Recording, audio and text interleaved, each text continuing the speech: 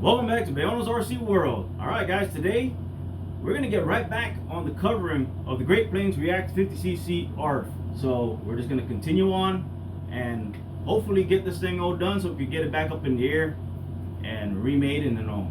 So if you like content like this, go ahead and click that like, subscribe to the channel if you're not subscribed, but if you are, I surely appreciate you.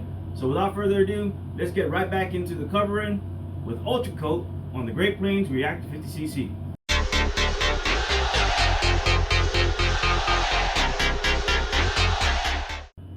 Alright, so we're going to go ahead and start.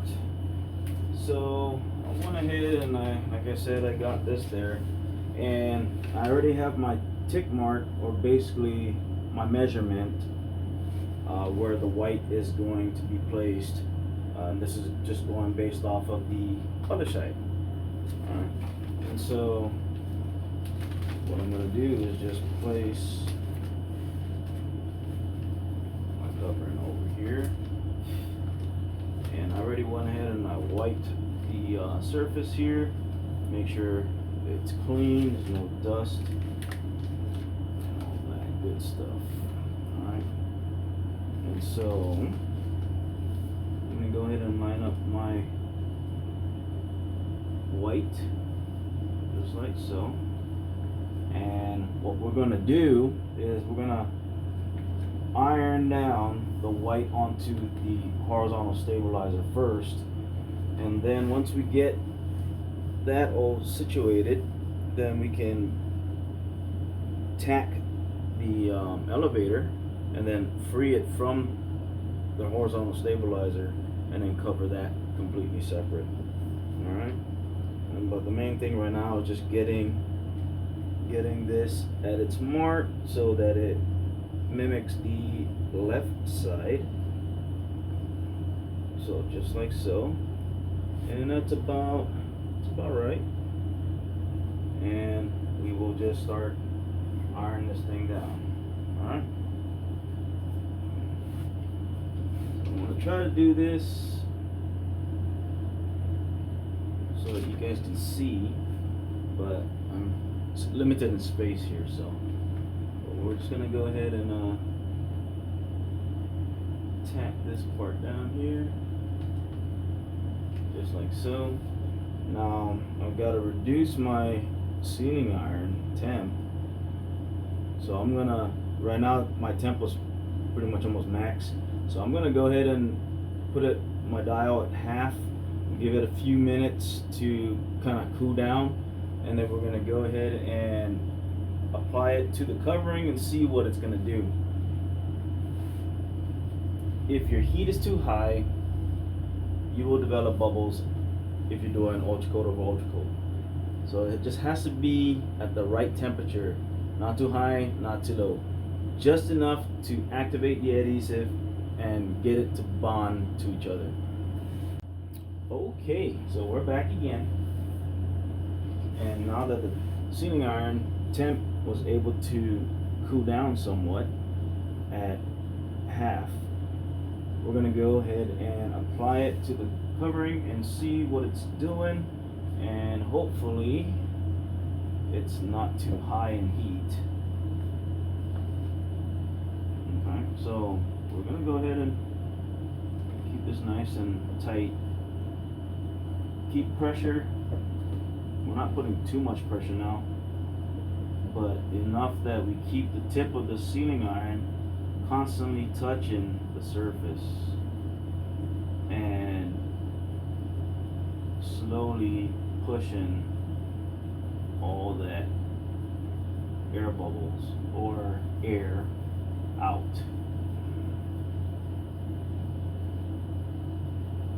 Okay. I need to really get to the other side, so I'm gonna have to reposition the camera here, unfortunately. So I need to go that way because we need to work this towards this end and then pushing all that air out towards the trailing edge. I could, however, start from the trailing edge going back in, but since we already started here to ensure that we lock that front end at the right position, I'm going to start from the front end going back. Okay, so let me go ahead and reposition, and we'll kind of be like that way. Okay, so hopefully this is better position now. So I'm going to go ahead and continue on here. I'm gonna pull that, put the sealing iron down, and slowly work our way, sealing this edge right here. That way it doesn't move on us anymore. Just like so. Since I don't see any bubbling going on, and I know that the covering is adhering properly because you see it stuck. Okay, so now we're gonna go ahead and start positioning everything, making sure everything is in the proper position, especially this little piece right here. All right, I just said it again. All right, okay, so we're gonna go like this, and we're gonna just start from here. We're gonna work our way.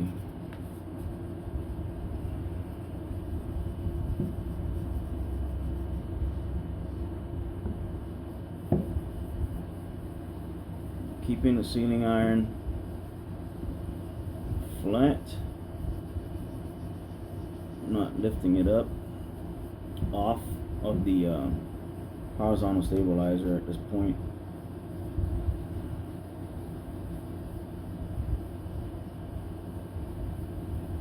And see if your heat right now is too high. You see how long we're still in this area right here? If your heat was too high, all this will start bubbling up so quick. You're gonna notice, you're gonna know right off the bat that your heat is too high, because I'm still in that same area. If that was the case, the heat was high at this point in time, you're gonna start seeing a lot of bubbles develop. And yeah, that's a good indicator your temp is too high. Okay, so right now you see that I'm still on here. We're not getting any bubbling. The covering is adhering, okay, to the surface. That's a good thing. And you can see how long I'm staying here, and it's still nice and flat. Okay, no bubbling whatsoever going on here. Okay, so I'm going to pull that nice and tight, try to get all the way to the training edge here and kind of seal that off. That way we don't get no air captured. Okay, and then from here just continue working slowly, working towards the end. Just going to get right here in this part right here, and right there. That now is sealed. All this is completely attached. So now we're going to go ahead and work this one straight to the tip.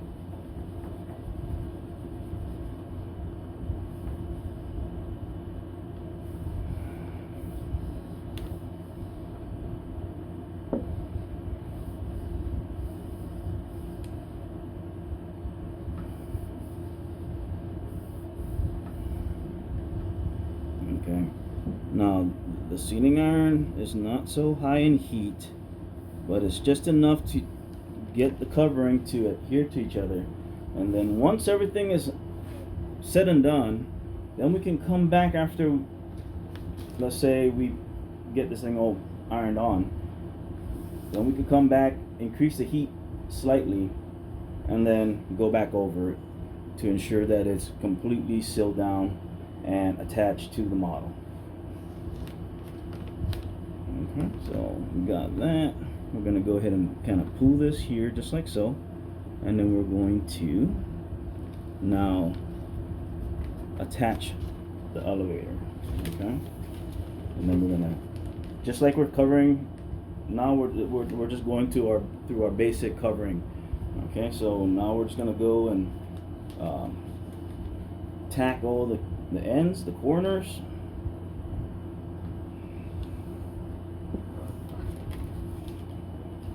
Just like so.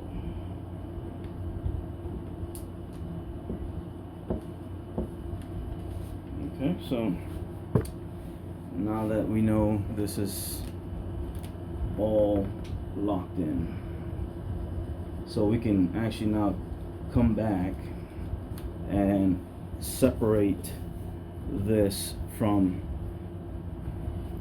the actual model. Okay, so let me go ahead and scoot you guys over here just slight. Okay, because I need to secure this front piece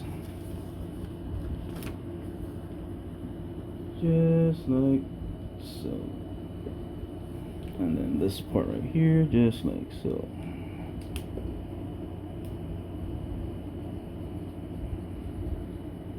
And that way we know it's not gonna move on us. Okay, so we can kind of pick that back up here just like so, ever so slightly, and we can pull this and make sure that this is also secured down. Okay.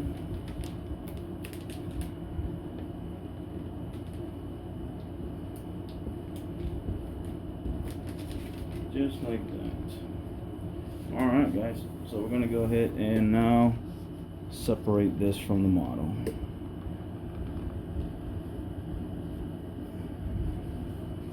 Okay.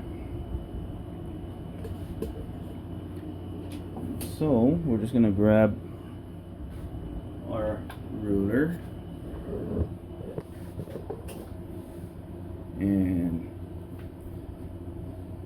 we're going to find basically our center of this. So let me go ahead and grab my marker here real quick, that way you can see.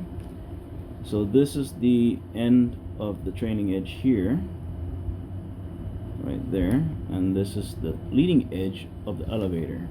Same thing here, this is the leading edge of the elevator, trailing edge of the horizontal stabilizer, all the way to this end here. Okay, and so all I'm going to do is, just place my ruler, just keeping it in the center as possible, and we're just going to free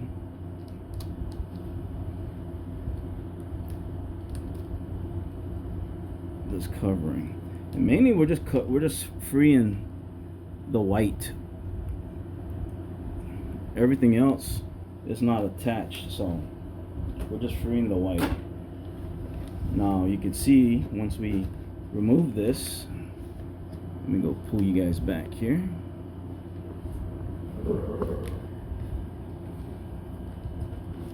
So there you go. Now we can go ahead and just cover this portion just like normal. Alright, and I just said it again. I said alright. Alright. Okay, so we're just going to put that to the side. And we're going to go ahead and finish this off, which is my temporary hinge, which is not really a hinge, just there to keep everything situated. Alright, and just like that, we got this pretty much covered. Okay, so as you can see,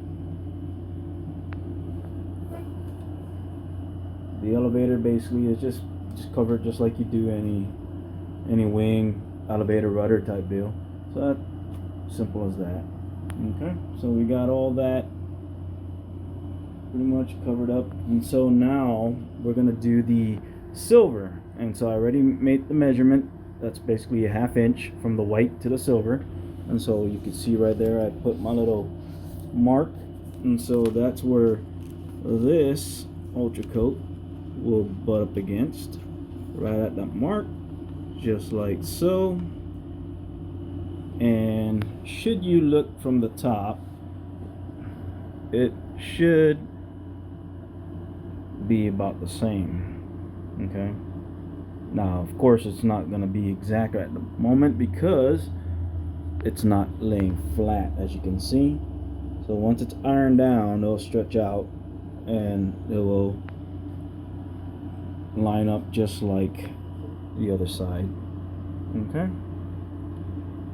and then from there we'll probably do the black, or we'll start cutting out the checkerboard for that side. Okay, so we're just gonna go ahead and iron this down.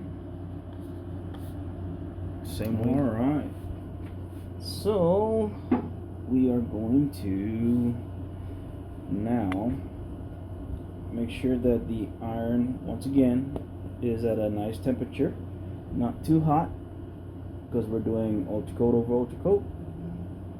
We're going to take our silver and get it right to our mark, right about there.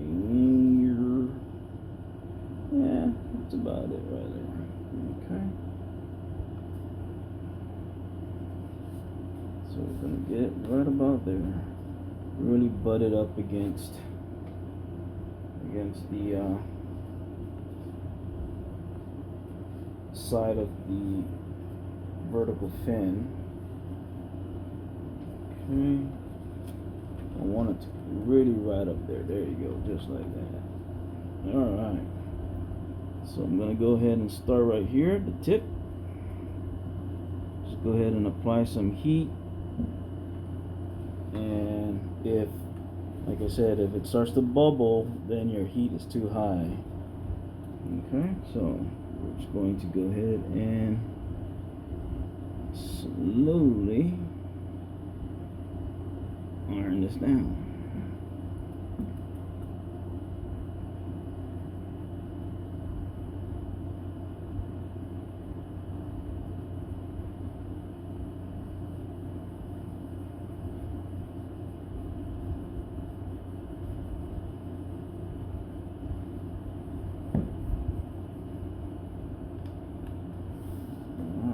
So we got that down right now.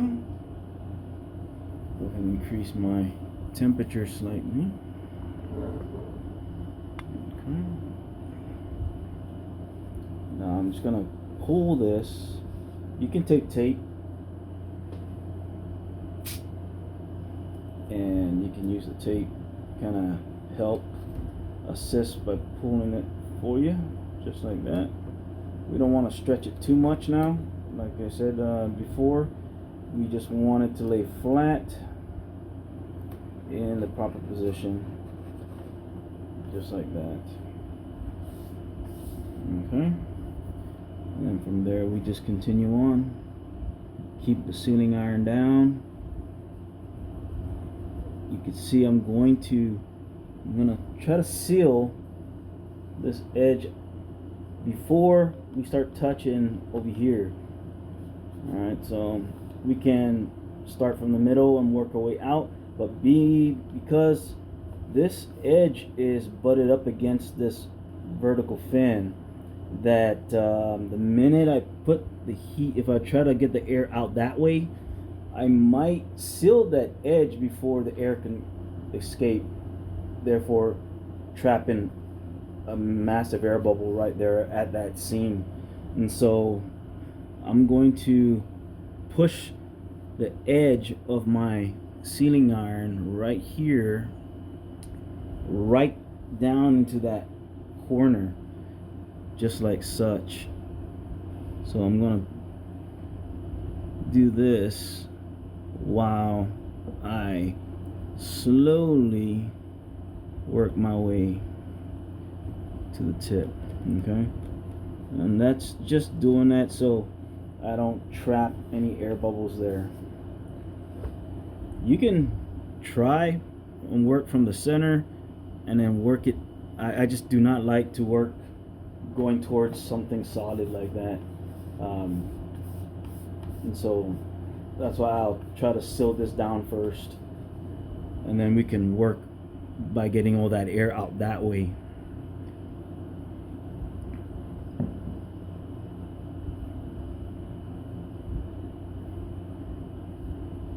So I'm just slowly just keeping that iron right engaged into that corner, just like that.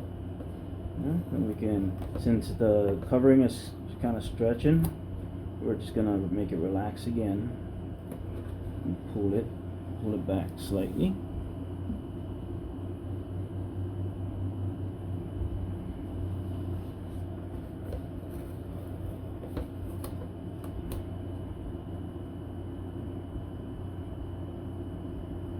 Just like that. Alright. And then from there, we can start right here and work our way. Keeping everything nice. You see how we don't wanna keep moving the covering like that. Try to keep it where it stays flat without no wrinkles right at the beginning.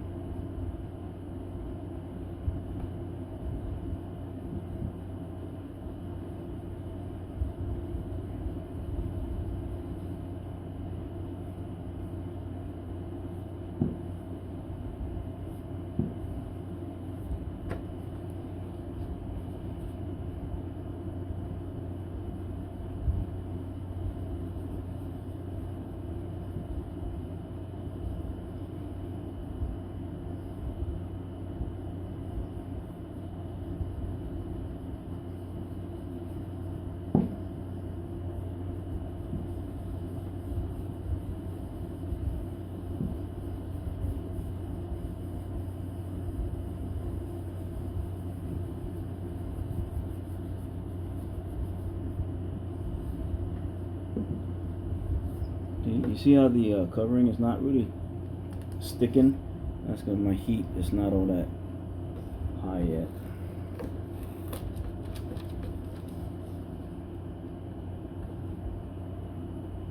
So I'm going to give it a chance to really warm up slightly.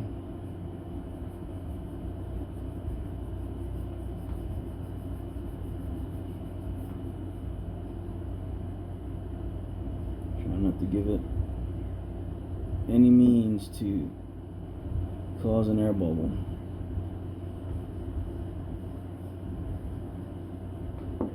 There, now the heat, you can see the heat really. You see that bubble? You see that bubble just develop right there? Alright, so now that we got that one bubble, I couldn't see it well.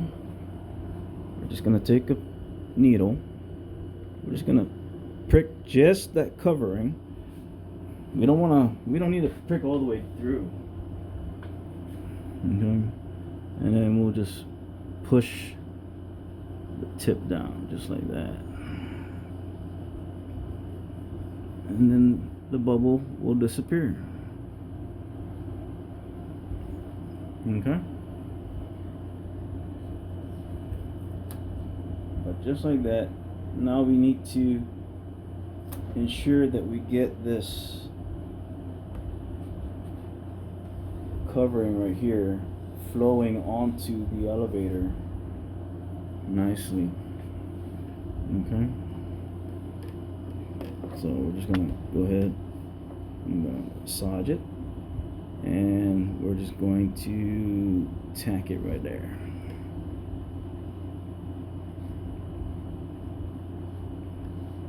Okay, and then from here,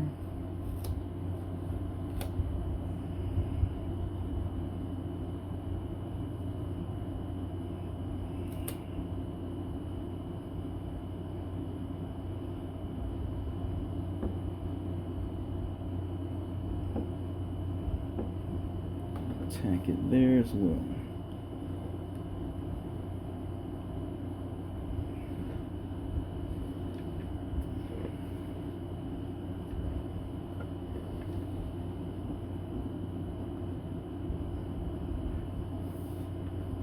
Alright.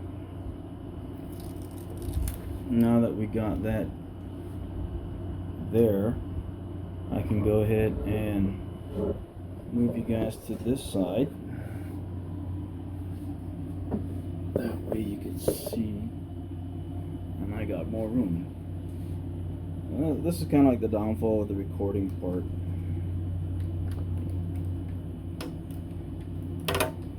Okay, so I want to make sure that everything is still relaxed, and I want to lift this back up here. I want to reposition that, make it better. That one is stuck. Okay, never mind. Where's my tape?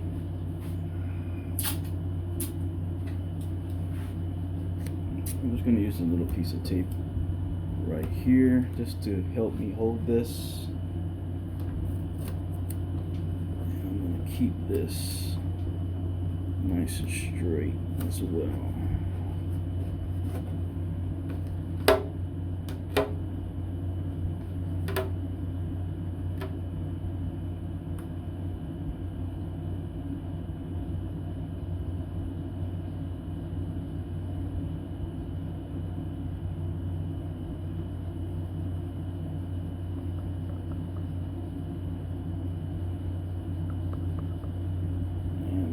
Running over an open bay area right here, so I don't want to push down too hard. Just nice and easy.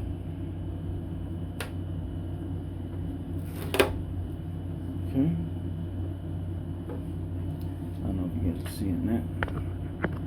Okay, so this piece right here, this is an open bay area, so there's no structural support under this one. Right here is the cap strip.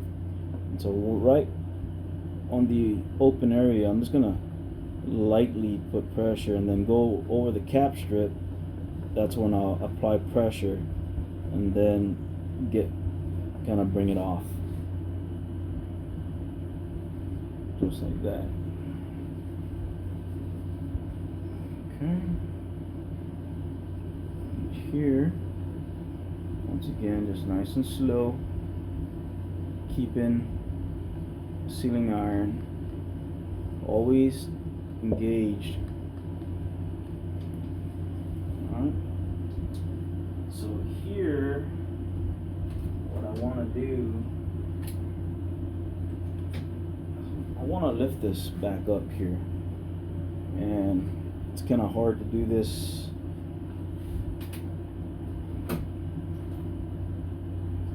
Do it where we're at. Let's see, I don't want to rip covering, but let's see if I can lift it up from here.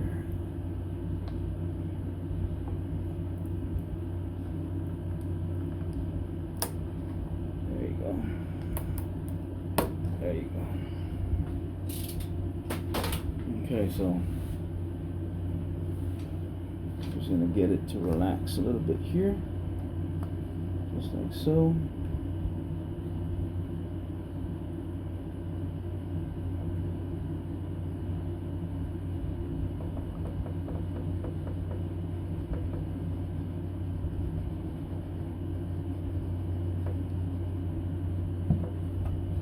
Just like that. Okay.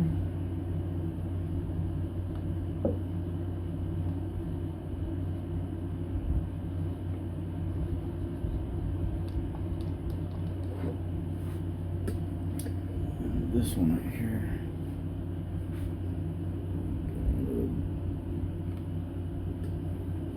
Bubble there. Go ahead and put pressure.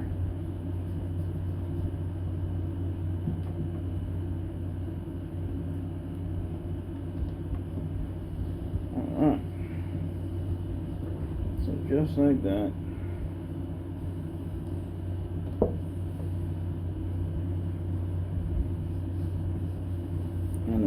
do, we'll just take this and we'll divide that right down the middle. Just basically cut it. That way when we fold it in, and you're kind of almost the same overlap from the trailing edge and leading edge here. Okay, it's just an estimate. Doesn't have to be exactly the. But I'm gonna go ahead and put my ruler there, and then we're just gonna go straight down and cut. All right. Now we can go ahead and just separate this once again. That way we can fold the covering in and iron it down, seal it. Okay, so just separate this, take it completely off, and then you can see here that we're just going to come back and iron this down just like that.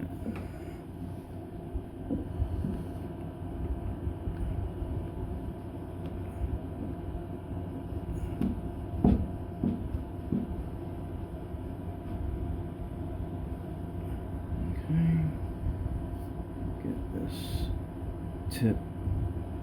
So one thing about this too is when you get sharp edges like these points here, once, like let's say even the cloth here snags on that and lifts it up, it's gonna be hard for it to not want to come up all the time.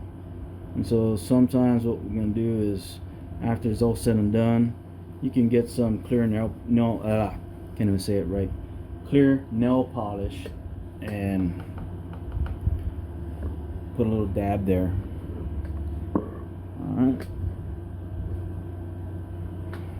but other than that, we're going to do that, and then we're going to do the same thing on the elevator, and then we'll call that done, and then we'll get into the black and white checkerboard pattern.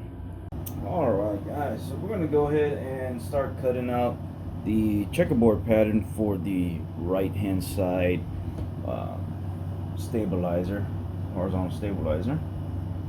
Okay, so we're just gonna go ahead and do like we've been doing. We're just gonna be cutting it out as we go. All right, so yeah, other than that, let's go ahead and start here.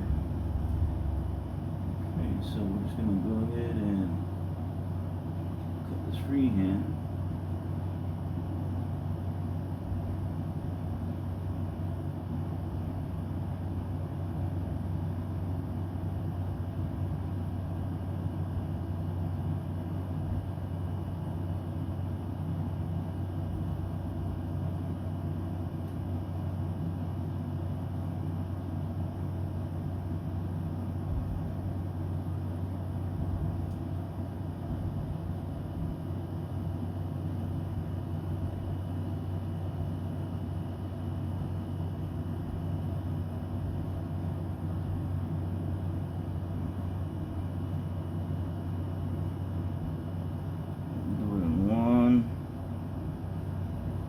Sweep in motion, just like that.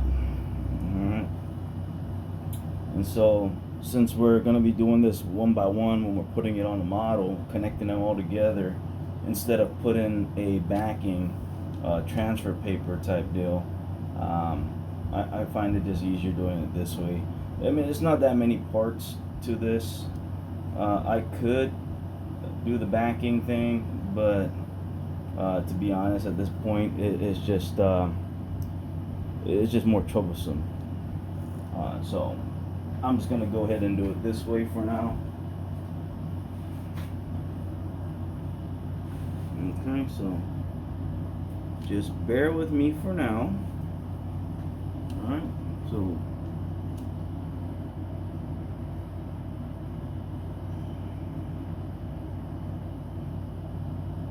everything here just all freehand, just following the lines, that were made.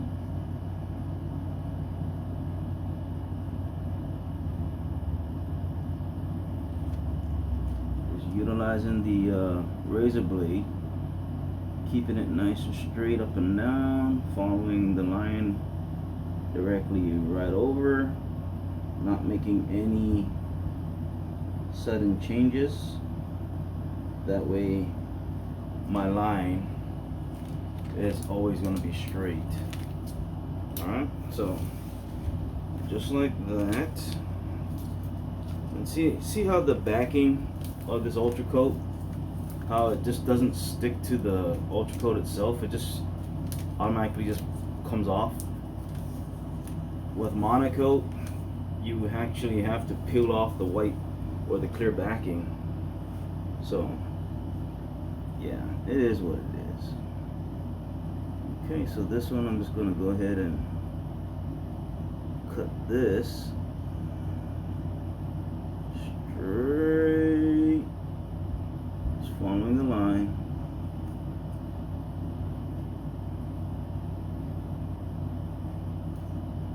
Just like that. So all the parts that actually have the dot, that's the part that is going to be on the model. So I'm going to go ahead and just lay them down just like that. You don't think that's just causing more issues, to be honest. Okay, so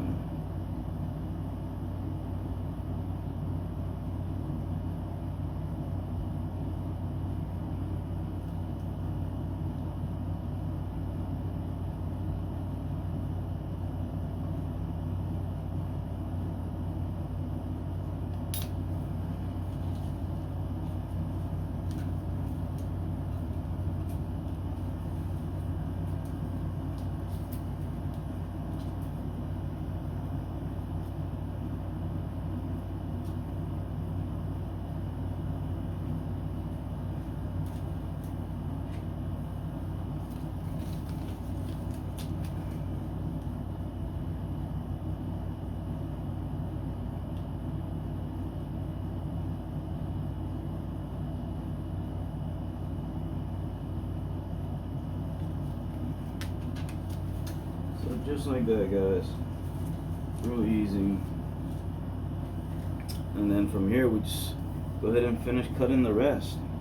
And so for this one, we'll go here and we'll just cut this free. Do the same thing with this one. And we'll just cut this free.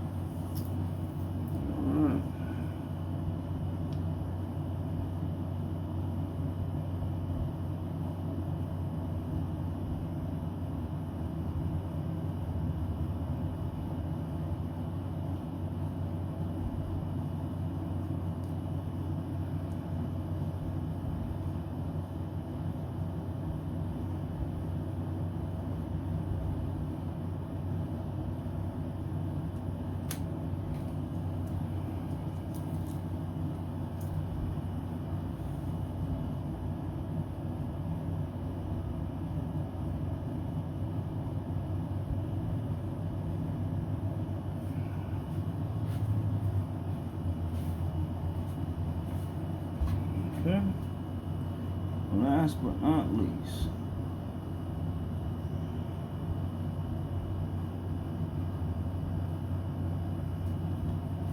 so we got all the parts cut out, just like that. we can go ahead and we can save this just in case.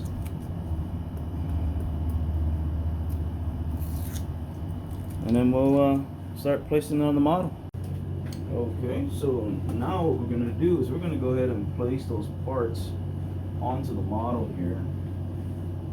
And we're just going to find our pieces.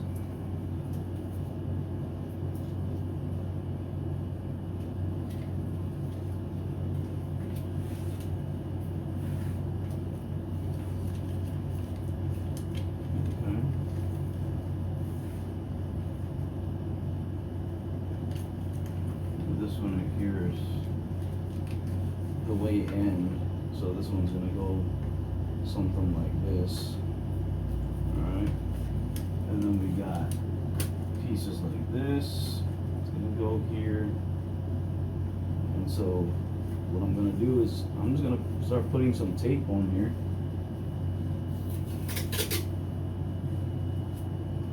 Small pieces of tape just to hold everything together.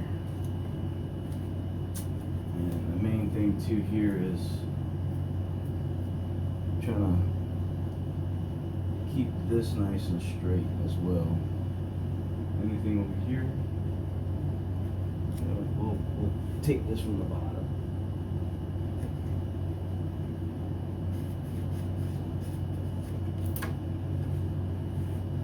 Just like that for now.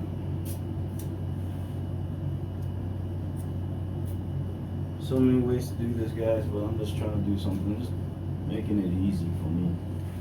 And to me, this is easy. To you, it might be more time consuming, so.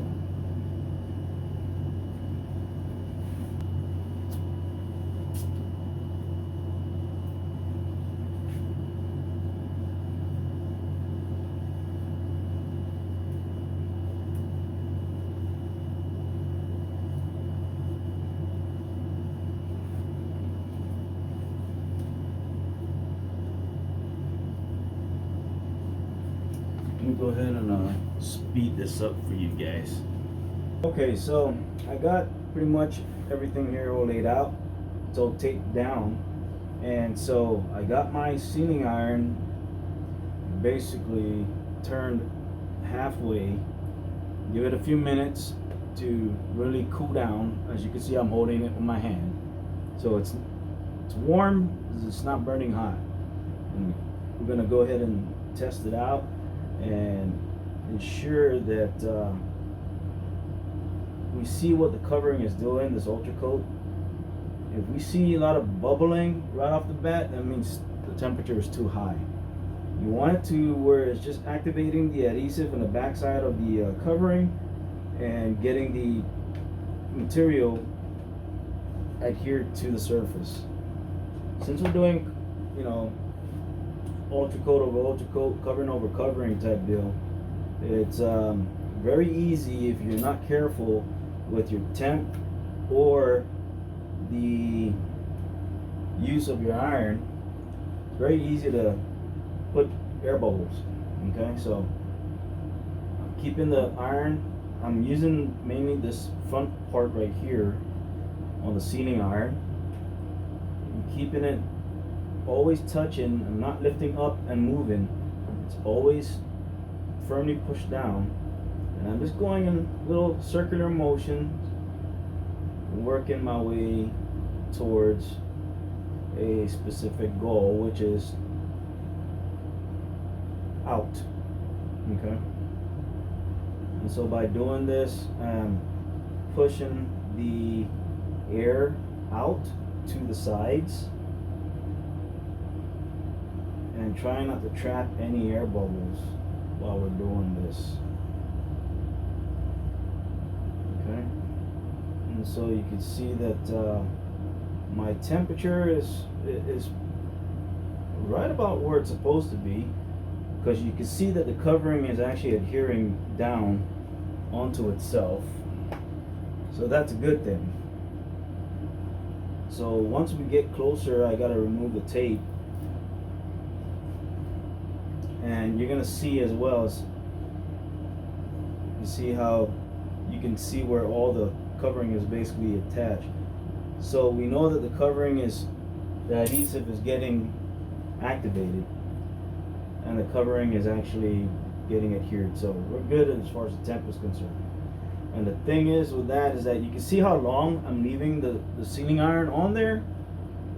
If the temp is way too high, you're gonna start bubbling everything. It's gonna start having a adverse reaction, causing your covering to wrinkle up, and shrink too fast. Okay, so that the iron is nice and warm, not burning hot. It allows me to also keep the iron down without overly melting the material, and it's just giving the right amount of heat to activate that adhesive. And that's all we want right now at this point. Okay, so as you can see, we got all that down pretty easy. Okay, and so I'm just gonna continue going on slowly, working my way towards the main goal, which is getting all this iron down. Okay,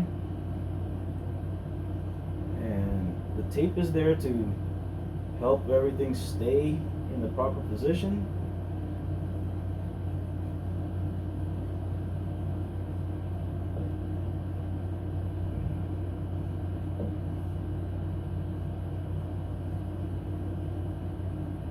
So I'm just going to slowly continue working my way towards that tape.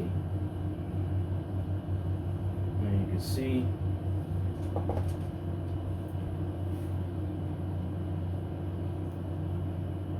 want to bring you closer so you can see what we're actually doing.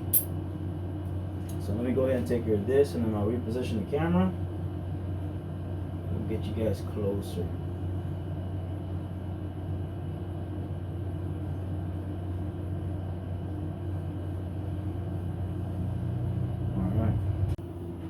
Okay, I'm going to try to get you close as I can.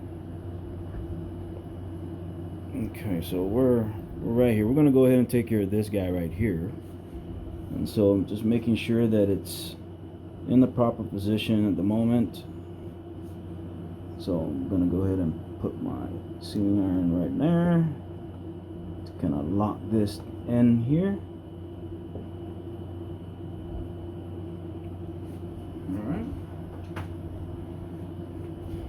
Let's go remove some of this tape so we can really work our way through this piece. All right. Okay, so just making sure that we are where we need to be. Alright, now I'm just using my finger here to kind of pull the material, and I'm going to start right here utilizing, like I said, the tip of my sealing iron, and just work it nice, slow, circular motions, just basically working from the center out of the piece that I'm ironing down. And by doing this, you're ensuring that you're not capturing any air bubbles and actually sealing it in there.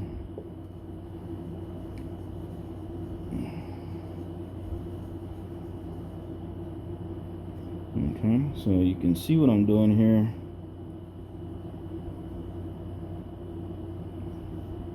I'm using that tip of my iron. Okay, and you can see that my iron is, the material is doing what it's supposed to do, even with this, the iron constantly staying on the surface. And you see that the material is not wrinkling, it's not bubbling up or anything like that. You can see right there. Alright, so once again, we're just working slowly towards this end right here. So I'm just gonna go like this. We're just gonna continue slow circular motions, firm pressure all the way to the end, just like that.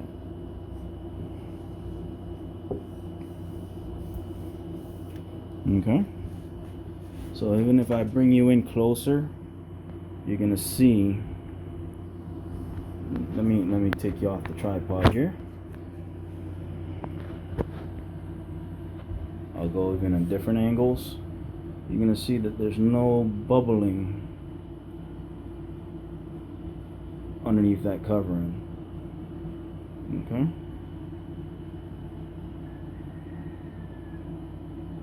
I was looking at that going, is that a bubble? No. It's more like a crease. Okay, but of course, like I said, it's just enough to activate that adhesive under there so it can stick to each other. And then once everything is down and there's no bubbles and all that, and we completely situate this pattern onto itself, then we'll come back with the sealing iron at a higher temperature, and then we'll actually really get this all down and locked in place.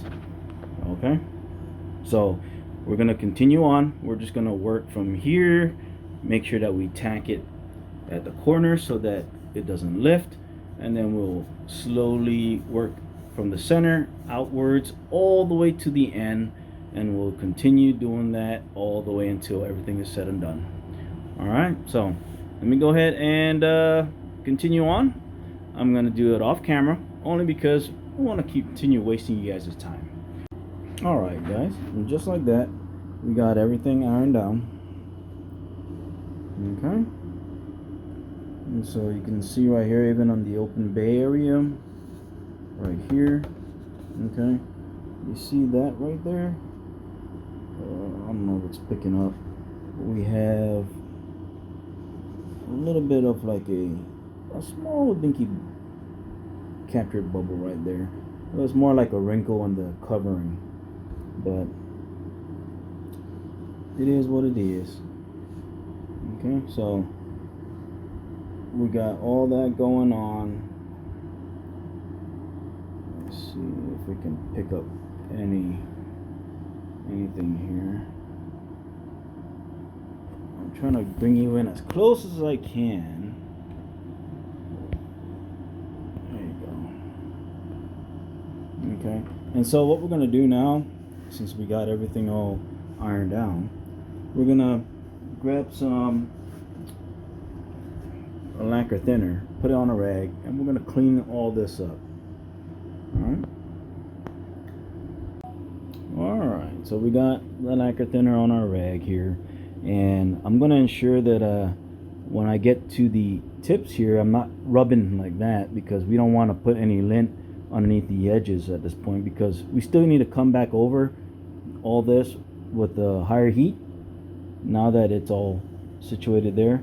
So when you come down to these points, you don't want to go back that way, because you don't want to have that chance of getting anything in those tips. It's the reason why you see most of the arse, they do not have like a point, a fine point on the ends. They're kind of rounded off. The reason for that is just for this case here. So a sharper edge has a tendency of grabbing something and lifting up. So if you don't want that, kind of gotta get it more rounded. Okay, and so what we're doing, we're just wiping off all that Sharpie marker that I use to draw all this out, and I'm just using regular lacquer thinner you could get from Home Depot or your hardware store. Okay, so just like that, we'll just clean it all off.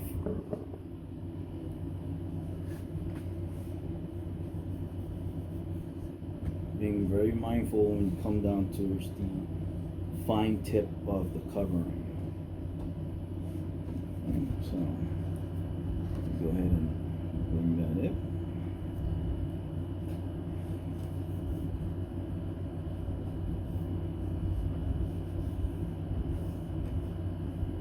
You see, when I'm coming towards the end, I'm not going back.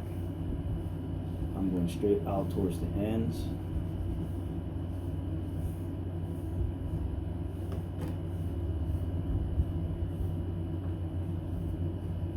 Alright.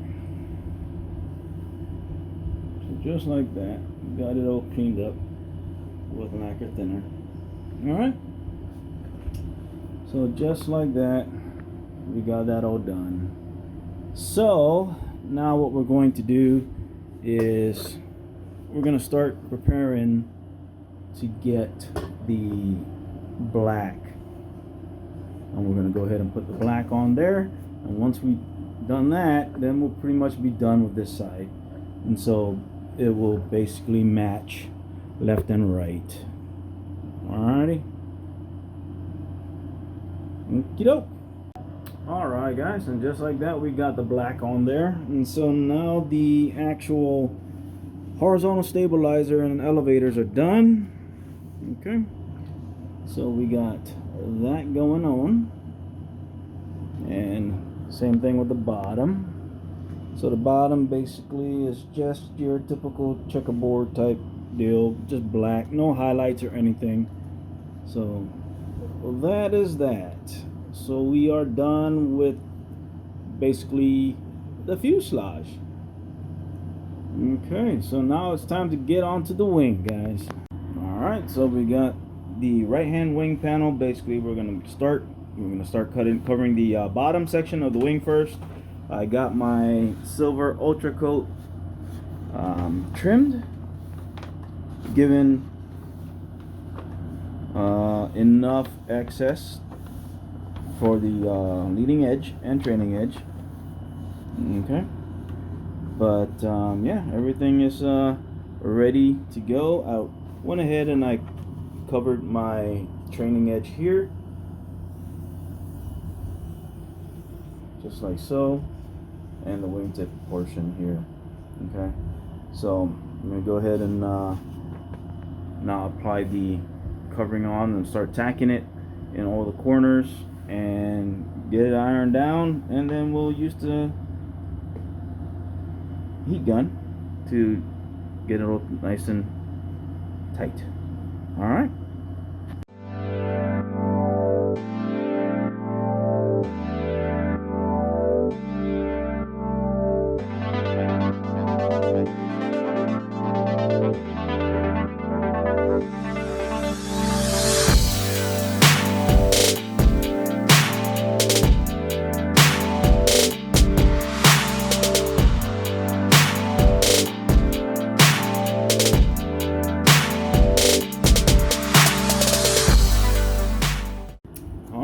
Guys, so now that we got the wingtip on this one,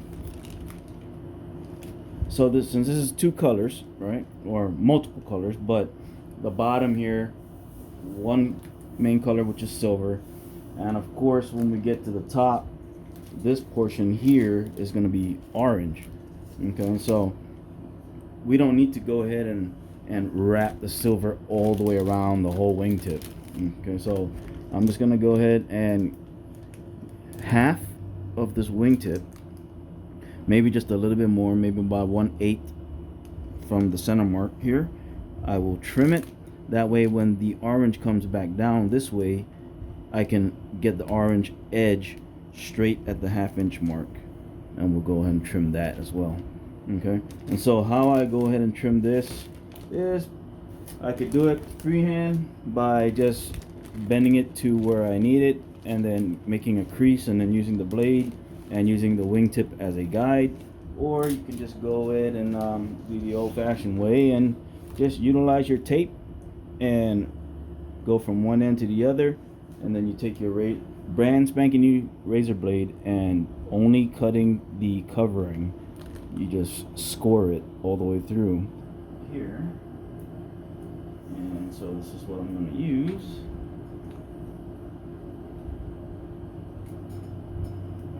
This should be better now.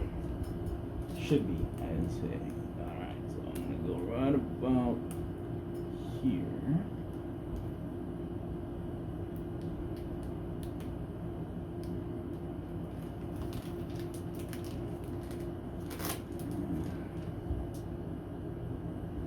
That should be good, right there.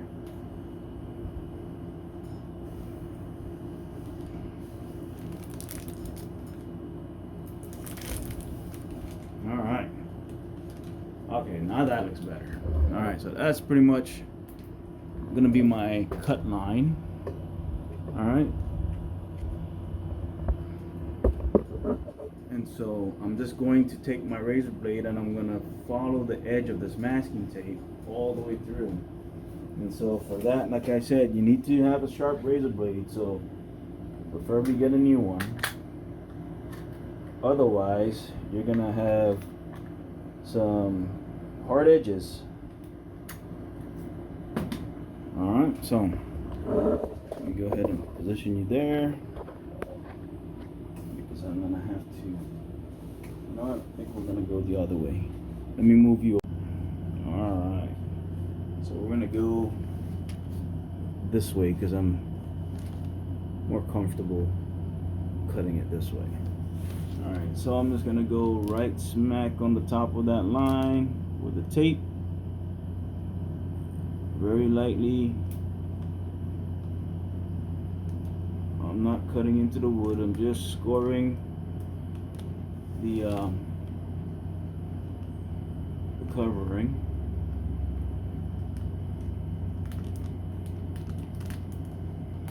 Very light.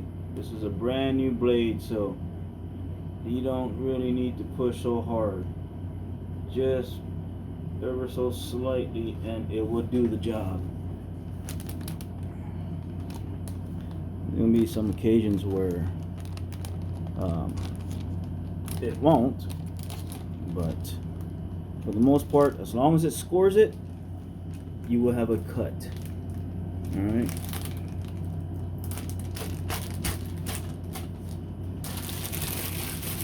Just like that. As long as it scores the covering. See, I went a little bit off on that one, but that's alright. We'll just peel that off. Alright. And then we'll just come back with our sealing iron and just seal that down so it doesn't lift. Alright. Come back to the front here and take off this excess tape that I left behind. There you go.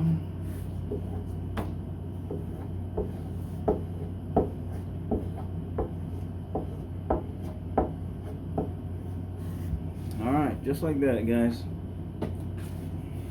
Alright, so I'm going to take it a little lower, and you can see my line. And that's pretty much how we got that going on. Alright. Alright, so after we have done that, now we can come back and finish up getting this wing fully sealed down and covered. Okay, so here we got the this corner here. I'm going to just cut that at an angle, and we're just going to iron this down and lock that together, seal that together, just like that. And then eventually we'll close that down too. And then here, because we went ahead and we put covering already here, we don't really need to go all the way back down. We can actually just trim it about 1/8 to 1/4 inch below this, so like right about there. You could trim that all the way. Alright, so how I'm going to do that is going to come back over here, and I'm just going to iron down the covering slightly, and then we'll come back and pull it back up.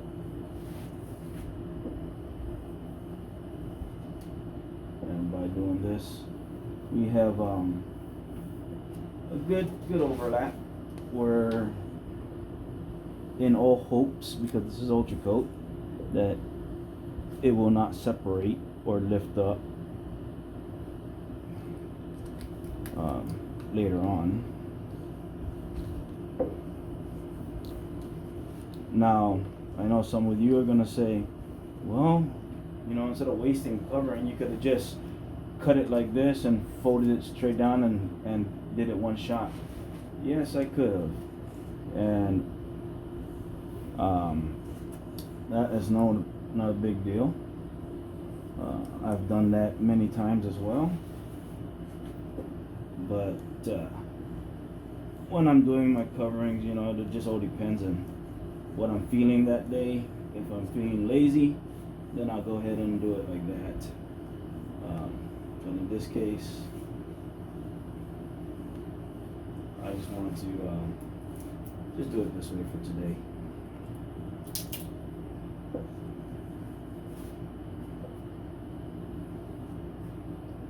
Okay. Like I said, we're going to bring this back up. Charlie and Brent. And then just like that. Alright guys, and just like that, we're pretty much done with the main portion of the wing. Okay, so we got the trailing edge, as you can see. Now, I did not use the heat gun yet, okay? So you can see where I'm at as far as it being as tight as I can, with the exception of this one. But other than that, this is just with, you know, pulling and stretching it and tacking it in each end and all that stuff. And yeah, without having to worry about it being so wrinkly, you know. Okay, and so now I wouldn't have to come back here and really try to shrink this thing drum tight. For now, what we can do is just get this thing tight enough, and then we'll go over it, the whole entire structure, with the sealing iron. Okay, but just when you're doing this with the heat gun, just be mindful. Don't keep. You see how it starts to wrinkle up, it sags and everything. Look at all that. That's just from the heat. Okay, so we're just gonna go ahead and kind of shrink it somewhat. Go ahead and pull you out a little bit more so you can see everything.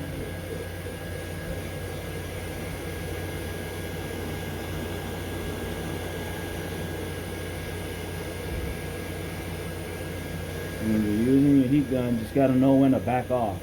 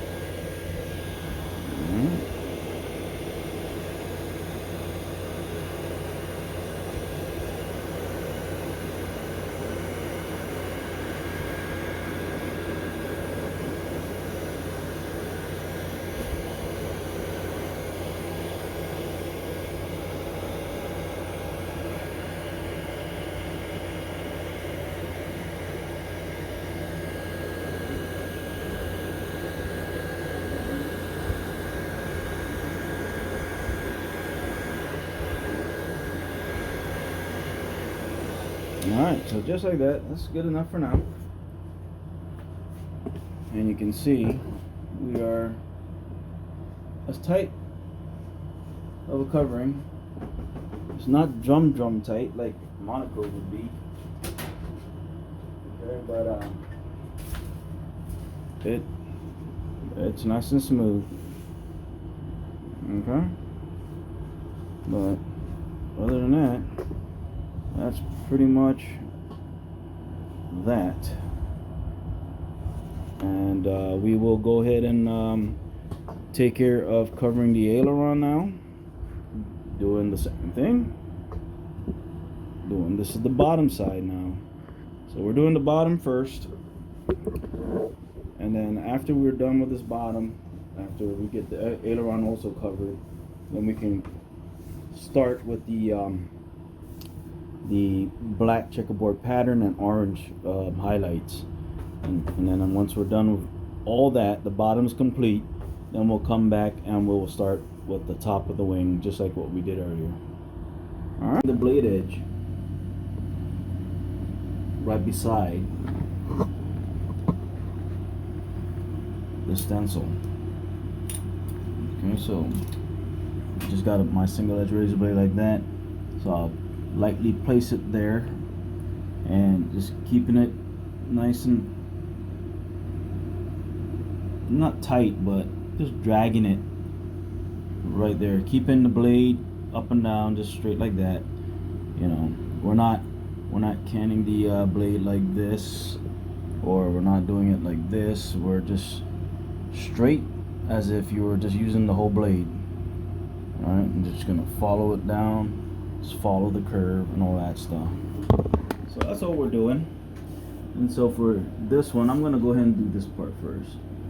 Okay, so we're just keeping the blade straight, one continuous motion,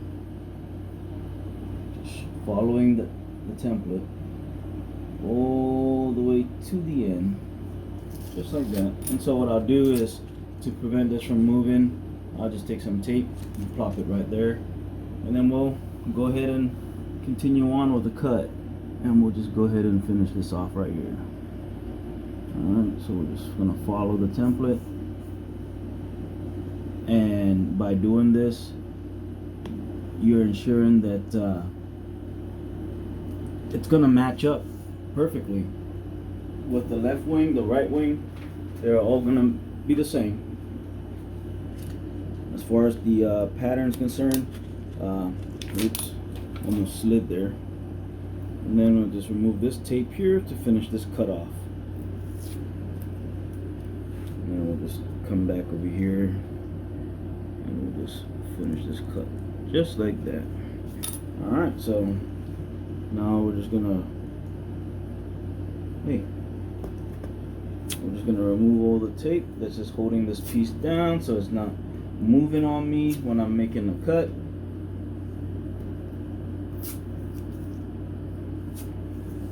And then just like that, we have our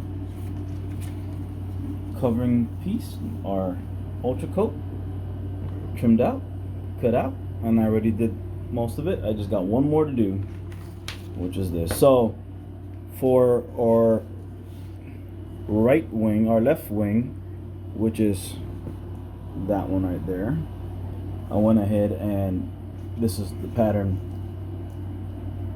direction. So now for the right wing, all we did is flip it over and we'll just cut out a black just like that. And at the end, we're just doing that. All right.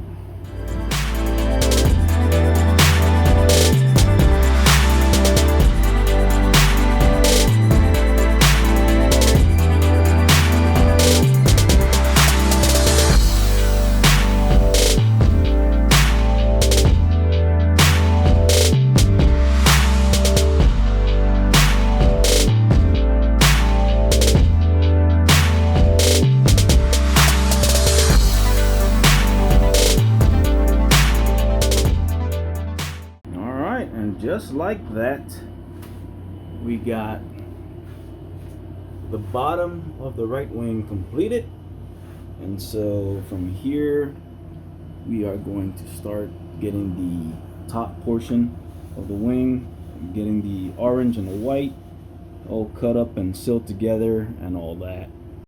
All right guys, so we got a pattern drawn out here for the wing. So we got the left wing panel here. We all know that we already did the bottom of the wing. Okay, so that's the bottom pattern, and then this will be the top pattern. Okay, so for this top we're looking at white, and then this one will be orange, and then we're gonna have black. Same dealio as that, and we're gonna also do the checkerboard pattern throughout this area right there. Okay, so we're going to basically give this an overlap. So the orange will go about 1/2 inch over the white. So basically my white will be right about here, all the way like that. And then we'll do this number like that, and then like that. So all that, I would have to make our white just a little bit bigger. That way we can have at least a 1/2 inch overlap for the orange. That way we ensure we got a lot of area between the two seams to hopefully prevent separation in the future.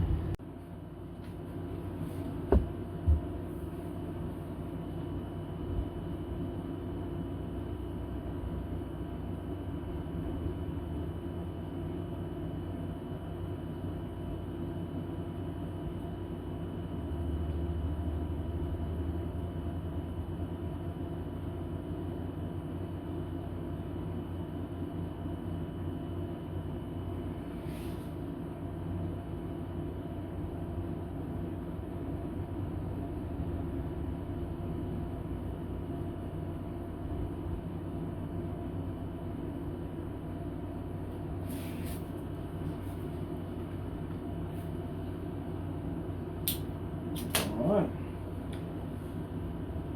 so just like that, we got our white and our orange. And then we can also utilize this to make our black.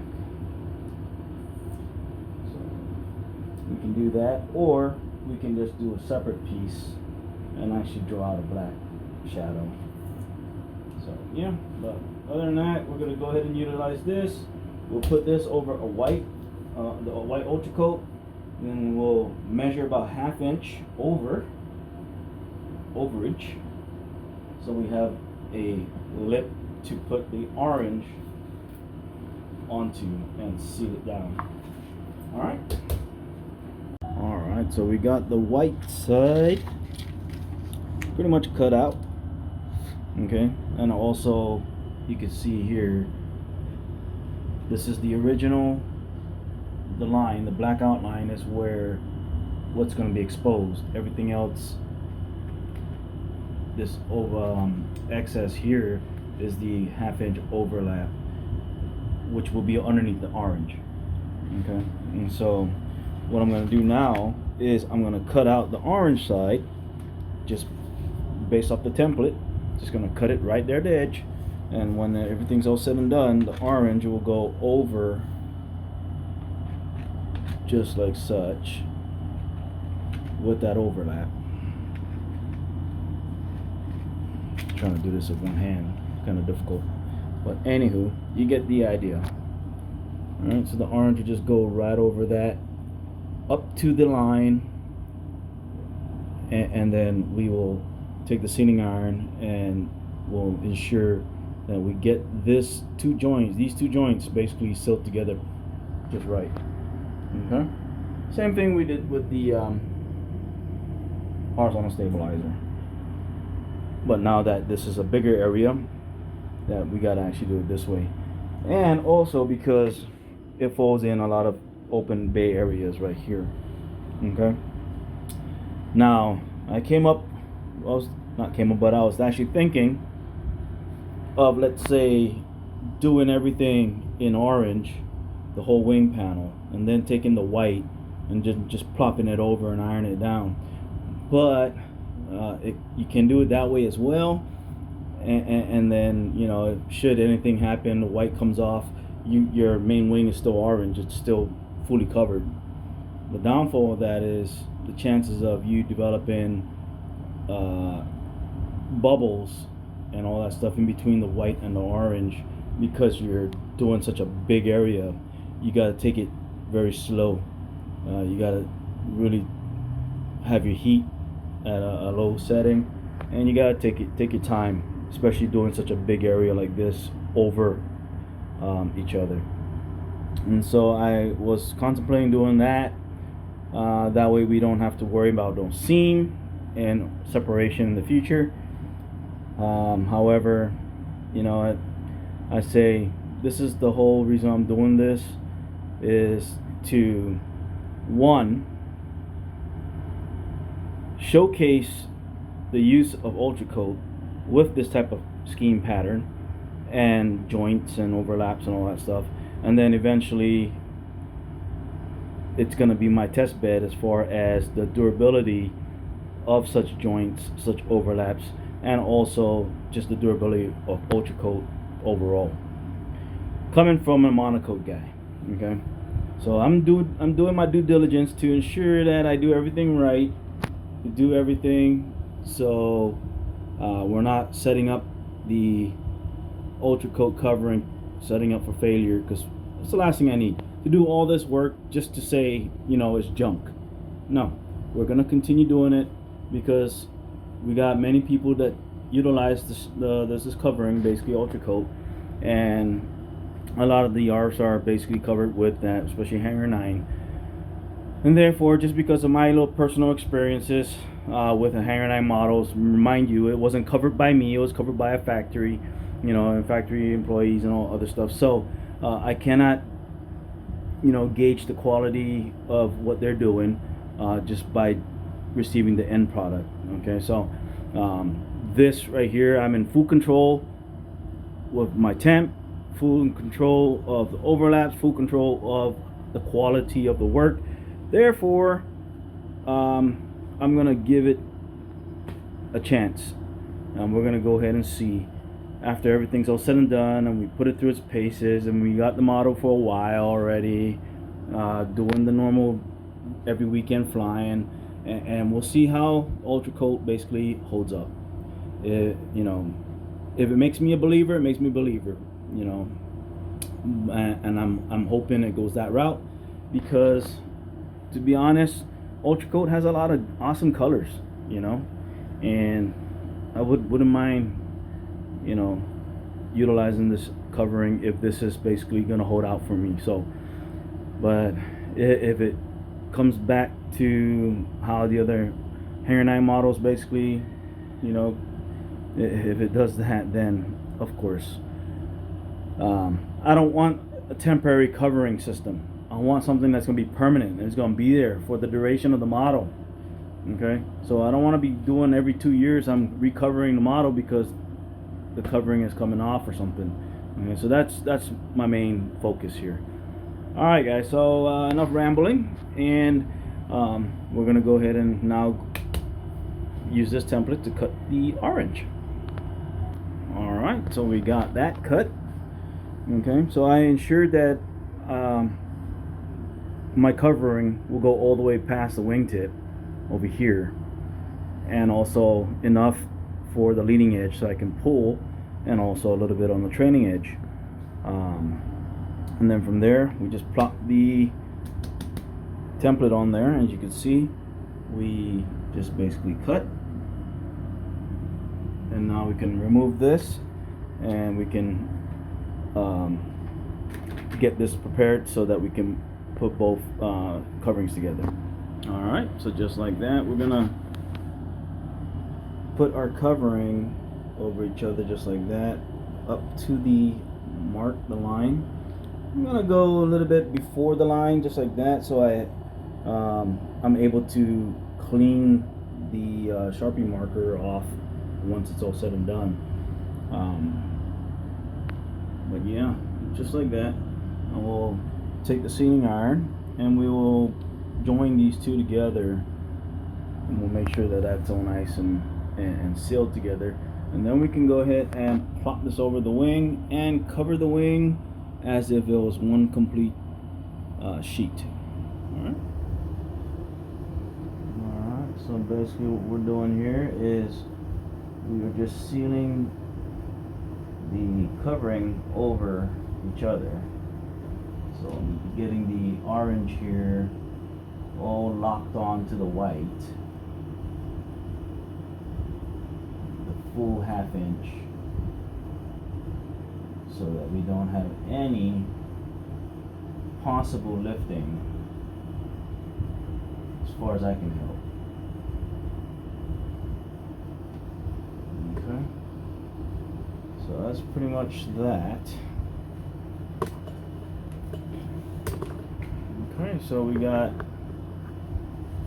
our white and orange pretty much together. So I can go ahead and remove most of the backing here now. So I cut the backing off on just the area that, a little bit more than the area that's going to be overlapping the white, and so everything else still has backing on there, just to prevent any, contaminants and all that stuff going onto the covering. Alright, so now we're going to go ahead and bring the wing up here and lay this on top of the wing and start getting it all tacked on there. Alright, so now that we got the wing under there, the backing is still on at this moment. Alright, so I'm just basically getting a rough idea where I'm going to go ahead and place this. Okay, so all this, I have to get some measurements up front. That way, when we do this for the right wing panel, I can also use that as my measurements to ensure that we are basically putting the covering on the opposite wing in the same position.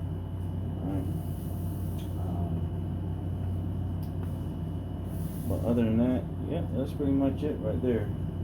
So we're gonna go ahead and I'm gonna go ahead and remove the backing, and we'll start tacking everything. Alright, so I already went ahead and I removed the backing from the orange. Now we're gonna go ahead and remove the backing off the white.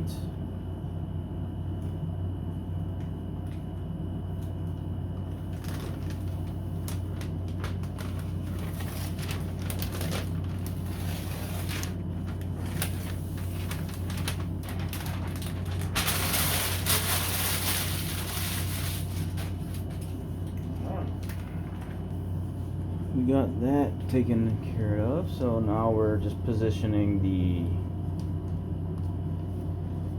covering here. So I wanna put it where I think I would want this.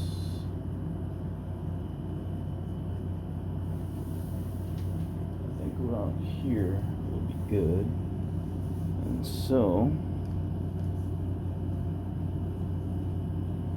go ahead and start tacking this down.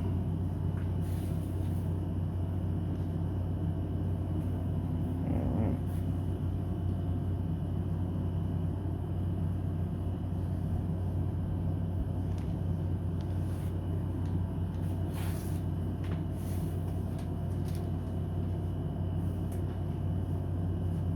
Okay. Alright, so I'm going to go ahead and tack this here. Right about there.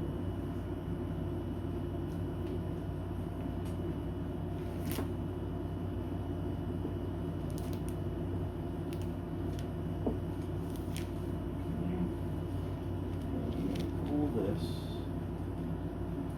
right here for now. Just tack it right here. come by over here. Kind of pull this nice and tight as well. Tack that there. We'll come over here. And of course, my camera's going to fall off.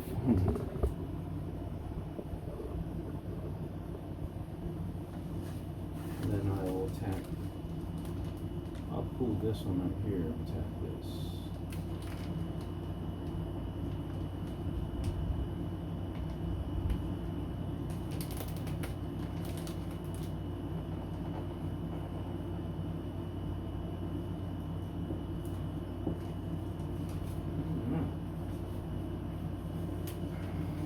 Let's go see here.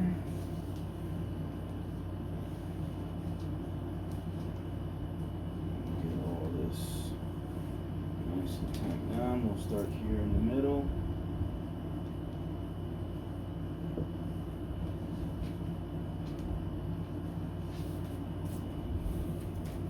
Trim the edge here.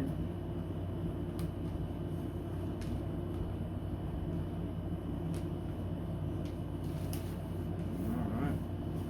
We'll just keep working our way around.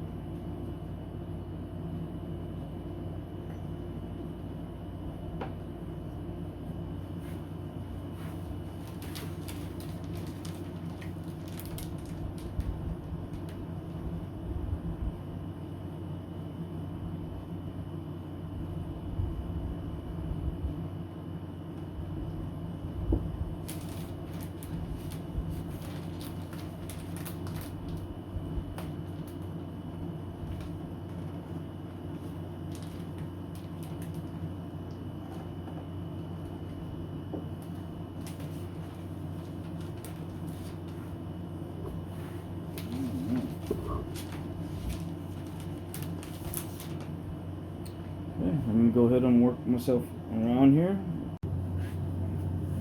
Alright. Go ahead and pull this bad boy to the corner here. Just make this nice and tight here.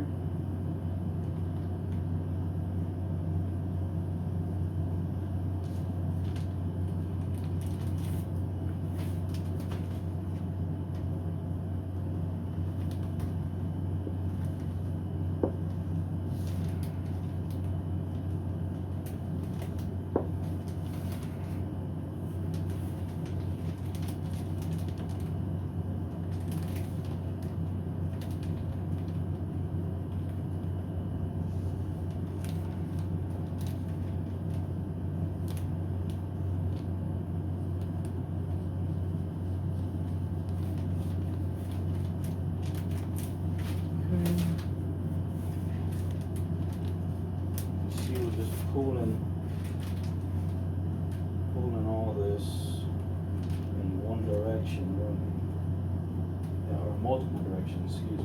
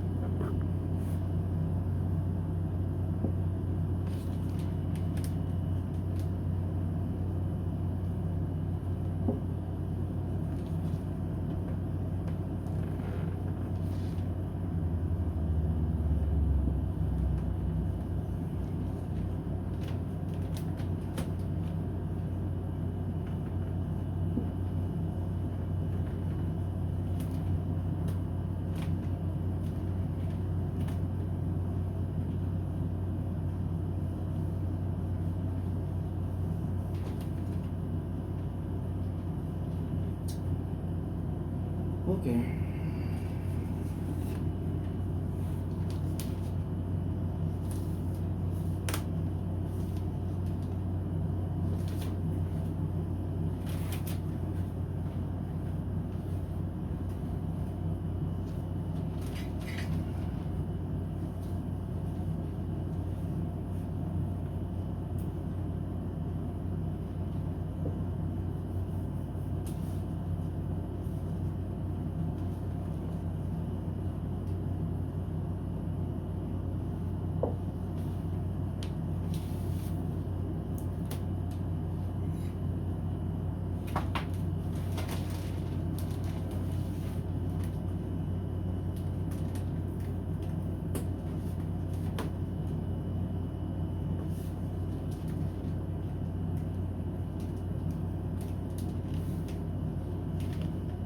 Trying to really get this nice and tight before, and this is what I would normally do with Monaco, but because this one is not Monaco, I'm having a bit more of an issue because of this sticky backing thing that I am not a fan of.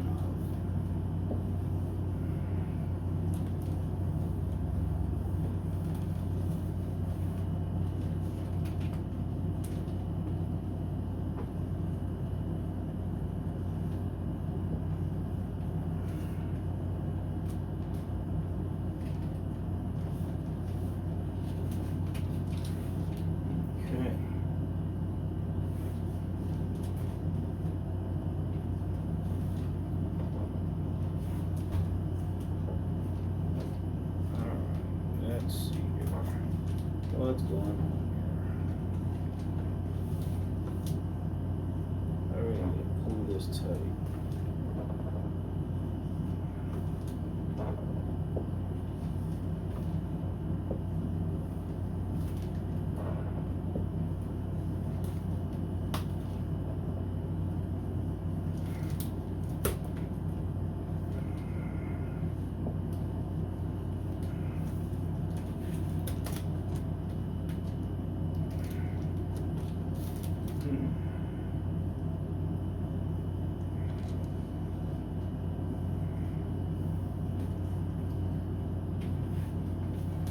Sure cramps your fingers, that's for sure.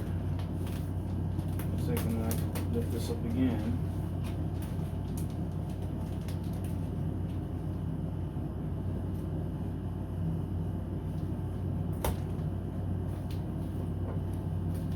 Wow. Okay.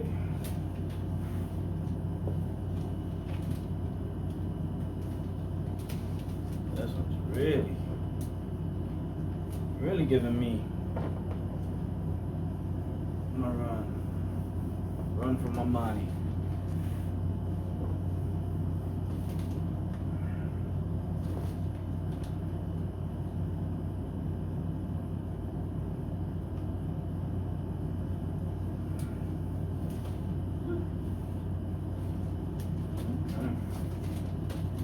Pull this on now. Bring this and get this nice and tight.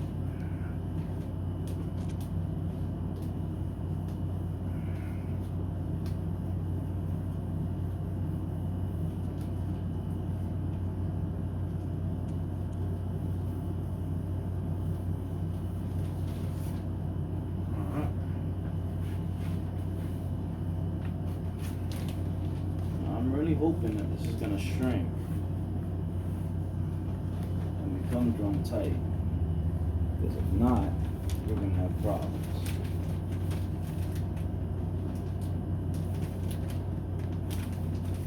Alright, so first things first here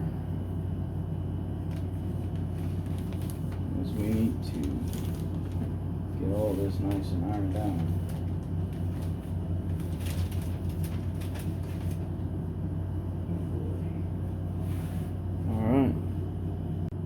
Alright guys, and just like that, we're pretty much done with the main color of the wing, so, which is a good thing. And then from here we're just gonna do the black shadow type deal, or accent, whatever you want to call it. And then we will figure out the white checkerboard pattern that's going to go here. Okay, so right now what I'm going to do is basically continue opening up my hinge holes just by utilizing my soldering iron, just to open that up and make a clean hole. Alright, so that's that. And then we're going to do this as well. Just open up our hinge.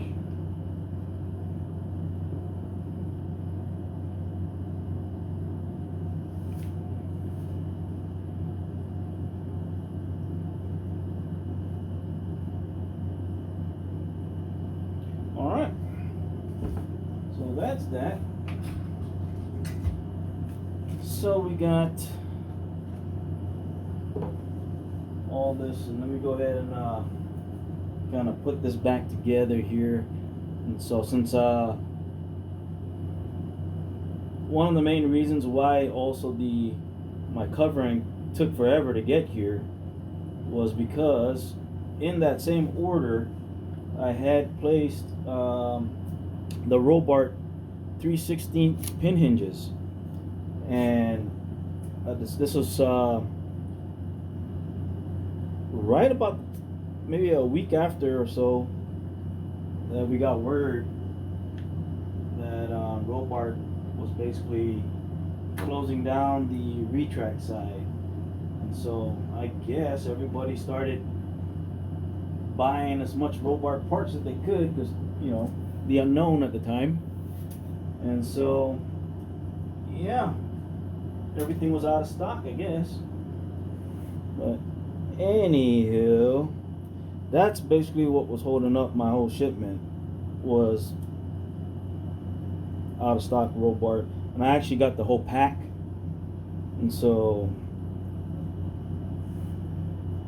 it is what it is. Went ahead and canceled that, and then they went ahead and shipped out my covering. So I should have done that a long time ago, but like I said, it is what it is. Alright, so where did I put the other one? There it is. Okay. So since I don't have the Robart hinges, I'm just using these tubes. Just kind of put it in here. It gives me something for this to hold my aileron. The downfall is I can't articulate the aileron or move it up and down type deal, so I gotta be very mindful about that. Okay, there you go. Oops, sorry guys. Just go ahead and put this in, and I went ahead and I also did the I did this off camera, but I went ahead and I added the string before I did the top covering. I added the string for the aileron servos, then let it come out through the root end. All right, so yep, that's pretty much my wing. If I can pull you back out, there you go. So that's pretty much the design of the wing. So like I said, just imagine the horizontal stabilizer just on the wing. So basically that on the wing. All right, cool. So like I said, we're gonna go ahead and do the silver, black, and then white checkerboard, and then this wing will be done, and then we just got to go and do the same thing to the right wing, which I still need to sand that down. Alright guys, alright, so what we got going on now is same thing with the horizontal stab. I got silver and the black. Okay, so this is going to be where the silver is at. You can see the outline just like that, and this is my tracing paper that I just basically going to use for my template, and then this one right here is for the black. You can see it starts off here, just goes like that. Okay, and so I drew my outline for the outer side, and then I also about 1/16 of an inch overlap on the orange, and I drew another line like that. That way when I take this off, you will actually see the pattern.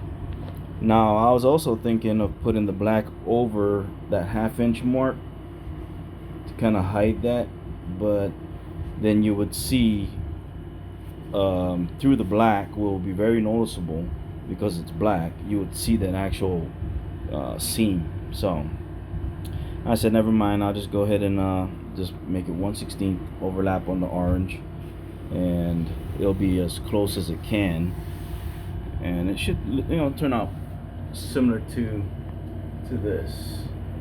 Alright, so that's basically what we got going on right now. We're just gonna go ahead and make the templates for that, and these templates that I'm making basically like that, they're also going to be utilized for the opposite side of the wing, so the right hand side. So this is the left and the right, so all you do basically is just take that template and you just flip it the other way around, and it becomes the template to cut out your pattern for the other wing. We got our silver here. I went, as far as measurements concerned, from the edge of this orange to where I decided to place this is basically 2.5 inches. And so we're moving the back in. Okay. And so I'm going to go ahead and place my covering right there.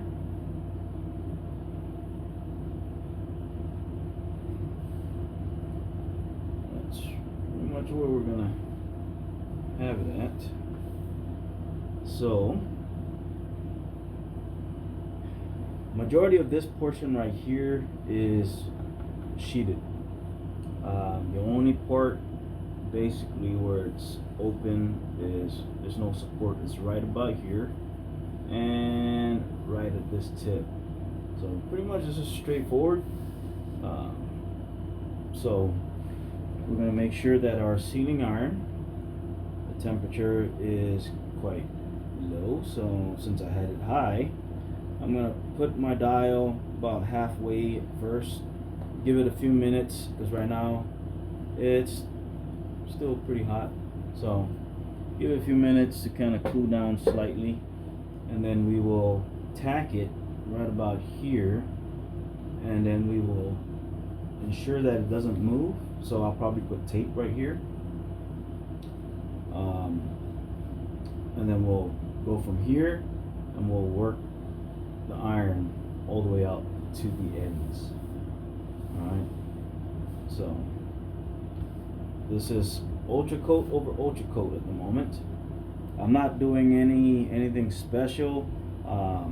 We went ahead and prior to all this, I had all that Sharpie marker here, and so I just used lacquer thinner and wiped off and cleaned off the Sharpie marker. Went ahead and just wiped off the general area, and so there's no oil smudges or anything underneath this at this point.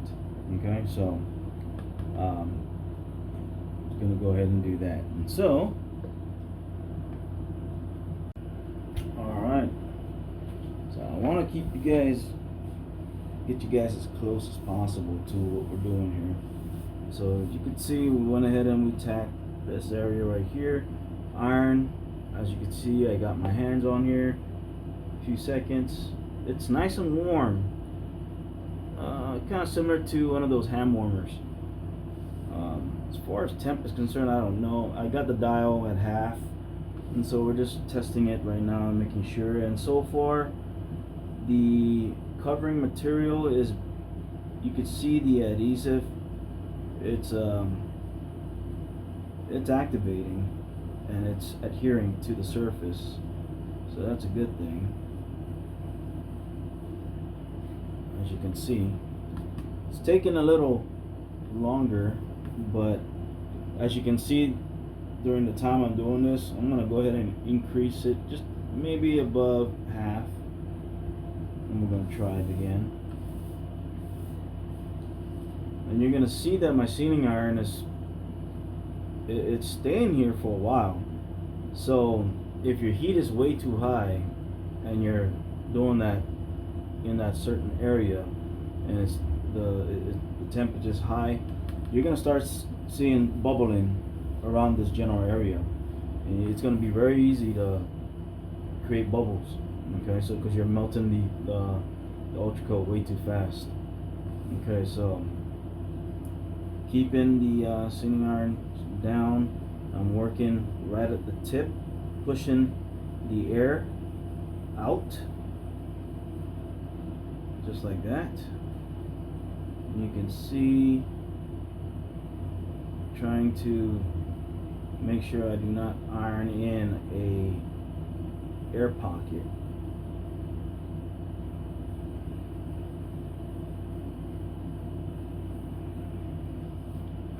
Okay, so I'm just working roughly about right in that area. I'm gonna go ahead and increase it just a little bit more, maybe about 3/4. Okay, making sure that everything is still where I want it.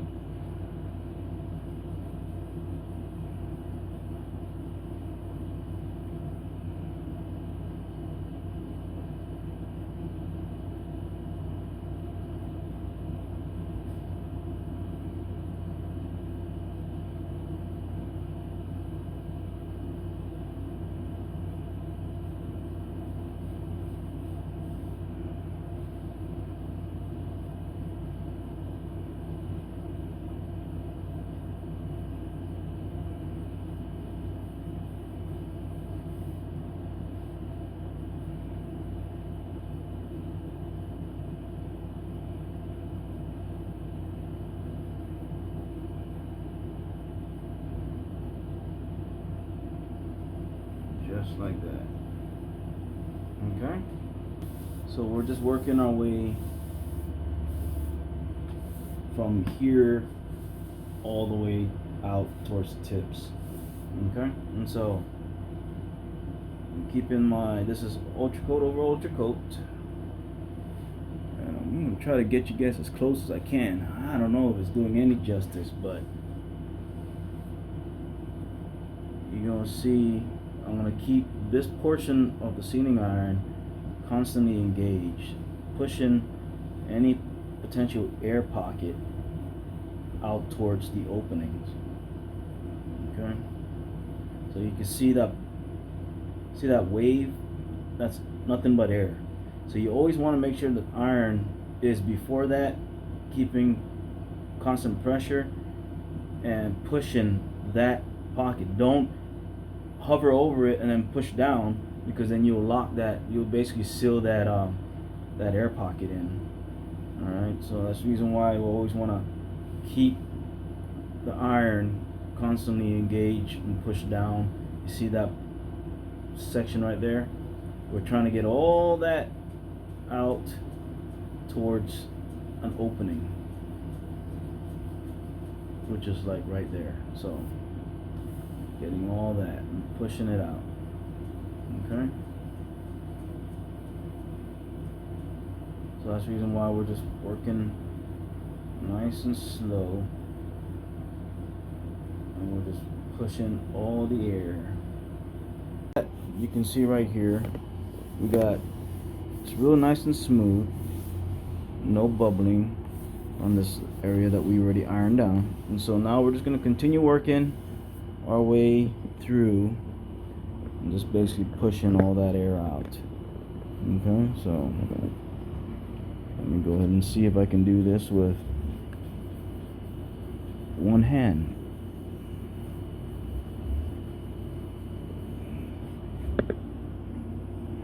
Alright, so you can see right here, keeping that iron down, pushing the air out towards an edge like that. Okay, so just like that.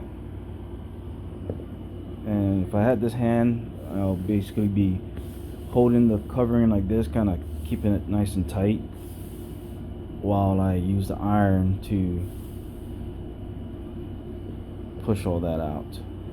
Okay, so let me see if I can. I like this view here because you can see the covering, the wrinkles and everything like that. Where I had it before in the tripod, it just looked too smooth that it looked like I wasn't really doing anything. See, like that. So let me go see if I can put the camera on this side here. Let's go see if this side is going to do any justice. So once again, I'm just going to push, kind of make the covering tight, just like this, keeping the sealing iron down, pushing all that air towards an open area.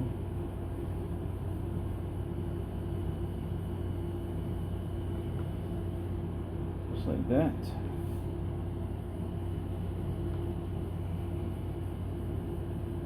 Now we're going to work our way this way.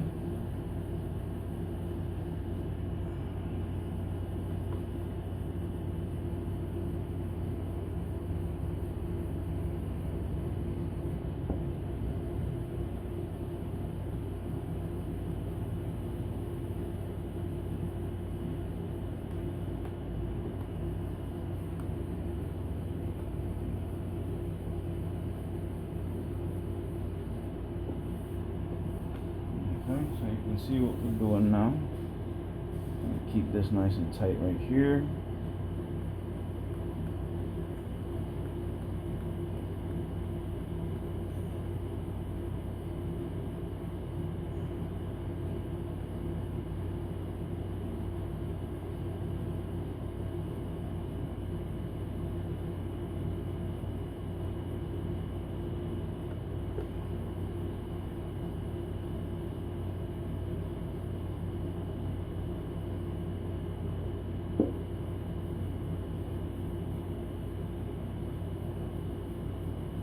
Now see, this part right here has no backing. This is all sheeted, but then this is the open area. So right when I'm pushing pressure here, I kind of back off a little bit of the pressure so that we're not pushing that covering, we're not dipping it down. Okay, so just like that.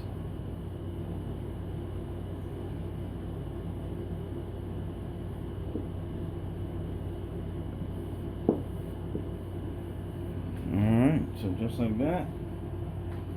And we're just going to continue working all the way towards the tip. On this section here, I'll keep it nice and tight, just like that. And then I'll just start off like right here. Just keep it nice and secured. Okay, at least now I know that this will not go nowhere. So basically I can cut this off now and then do this separately, or I could do it now, but in the meantime I'm just going to go ahead and continue working and finishing up this piece. Like I said, just working the covering, the Ultracote, just pushing all that air out.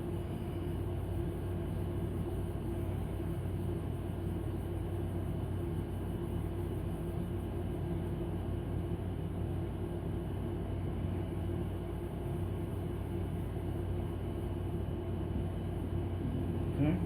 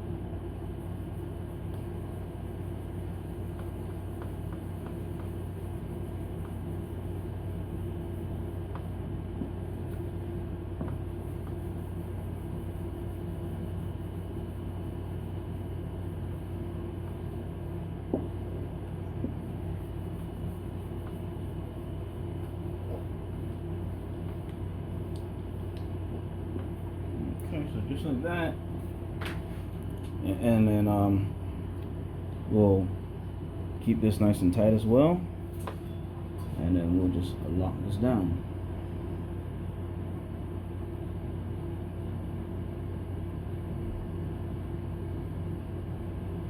Okay, so at least I know that's locked down. So now I can actually cut this right smack in the center.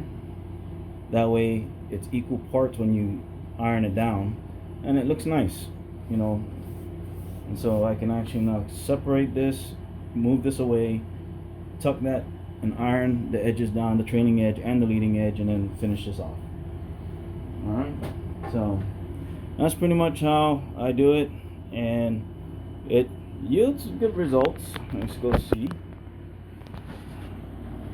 Okay, so that's pretty much the covering over each other.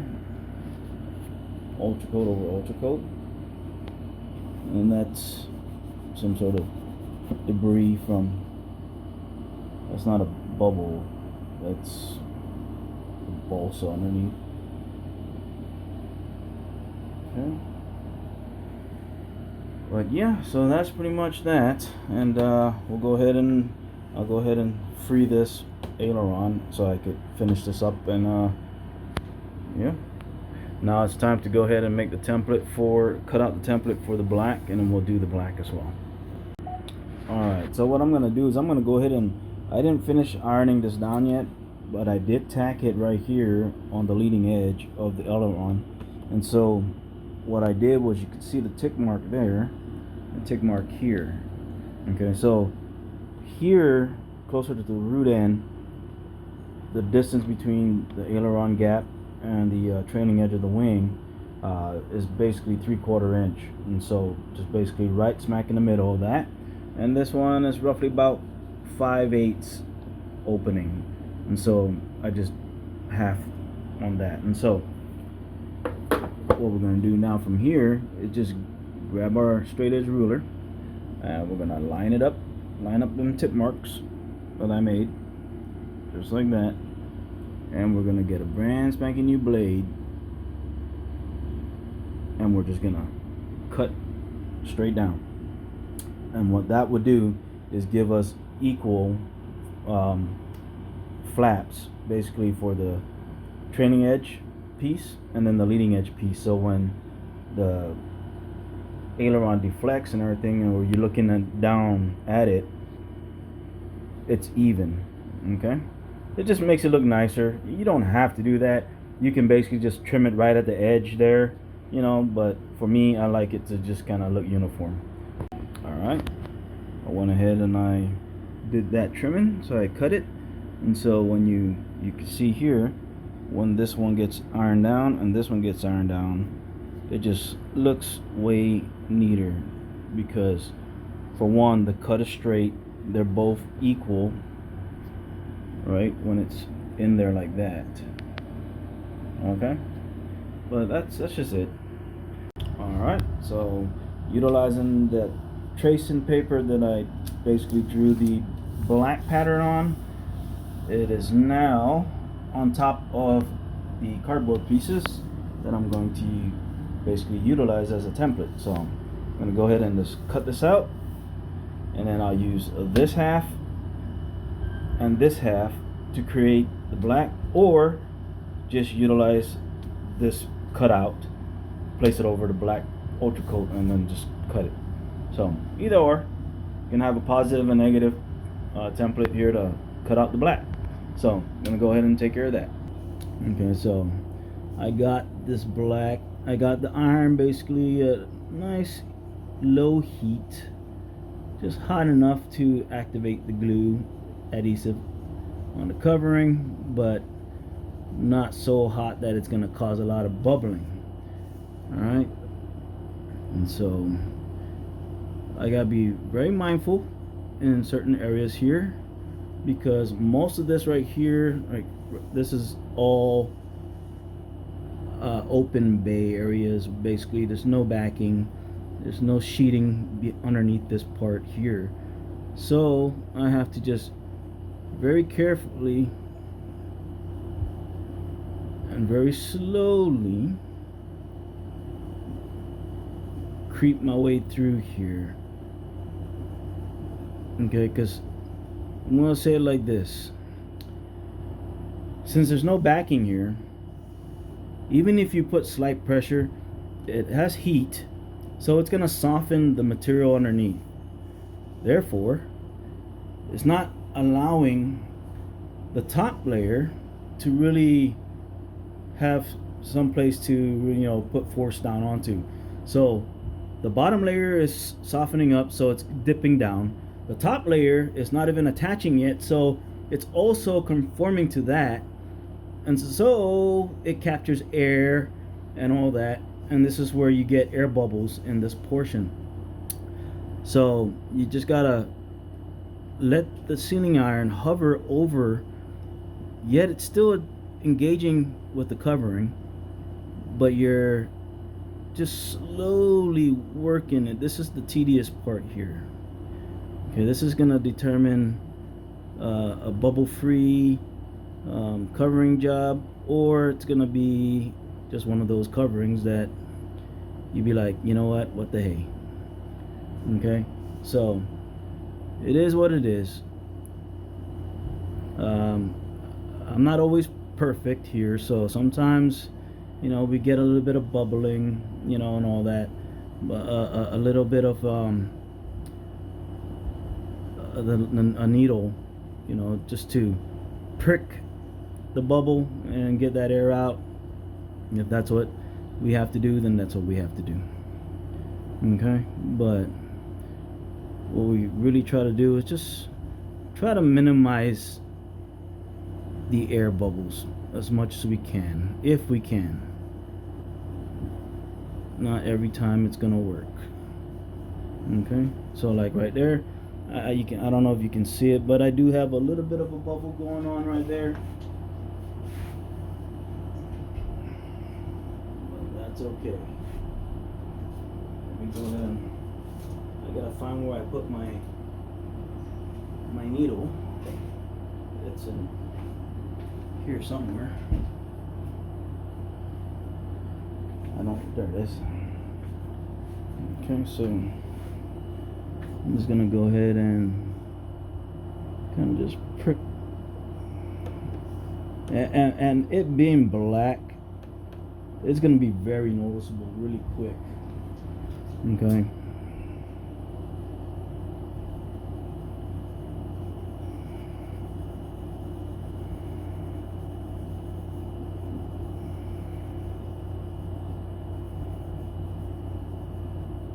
Especially when I'm trying to do it for the camera, I'm concentrating on trying to get the shot, you know. So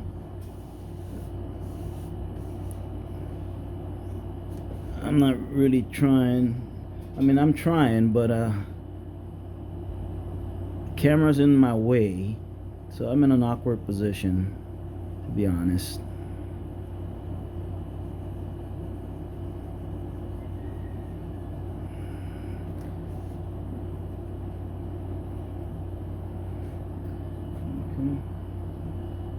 And so I got two bubbles right there, and right there.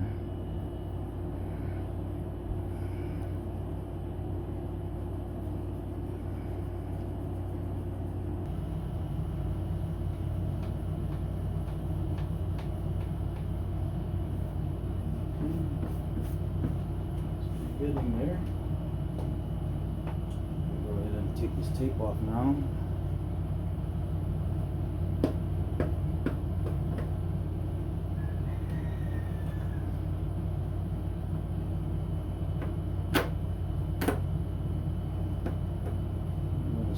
Piece of black right here that didn't get cut right with the blade, so I gotta try to cut this while rolling it.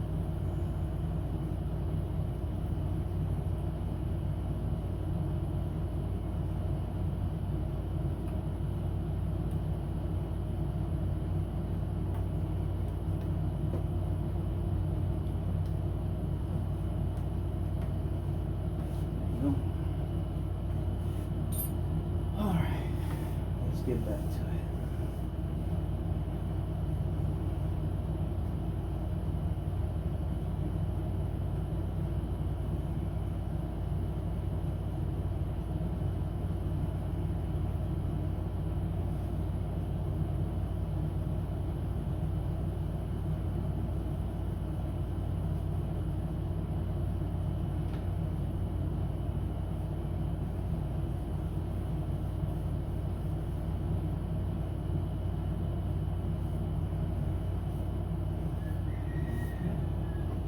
Go ahead and increase the heat just a little bit more.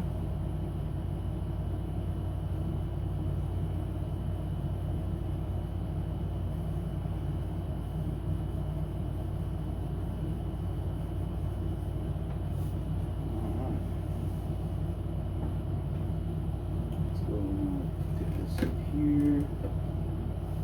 Probably lift this up as well.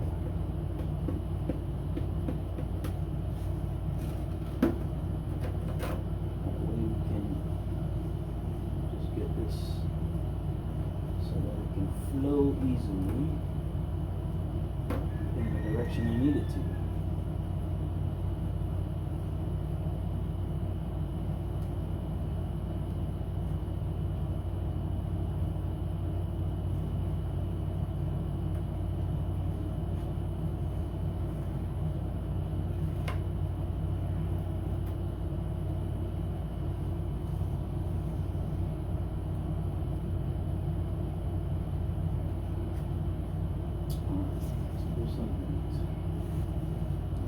Work from this side.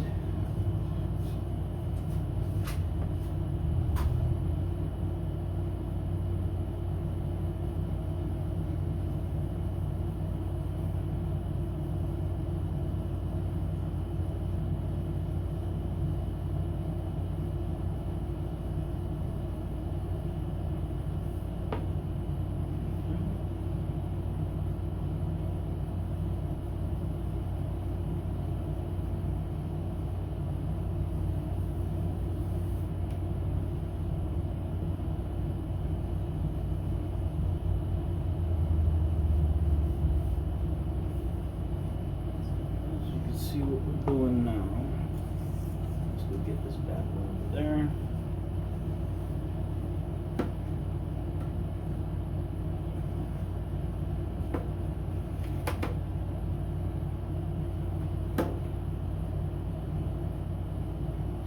Just covering, just kind of relax, you know. I don't want to force the covering at this point.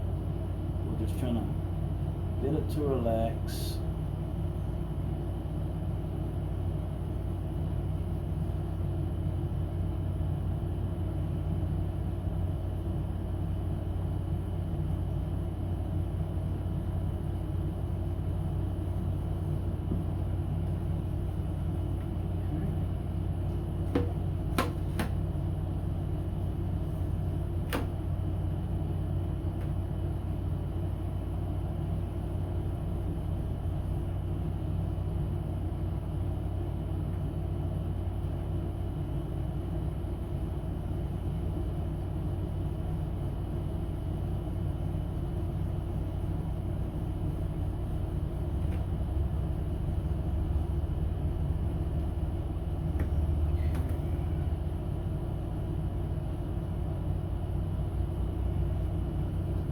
Go, so just like that. And since I'm over here, let's just work our way back down this way. So, I'll lift this back up because I accidentally ironed that down prematurely. Okay, so we're just going to go ahead and do this.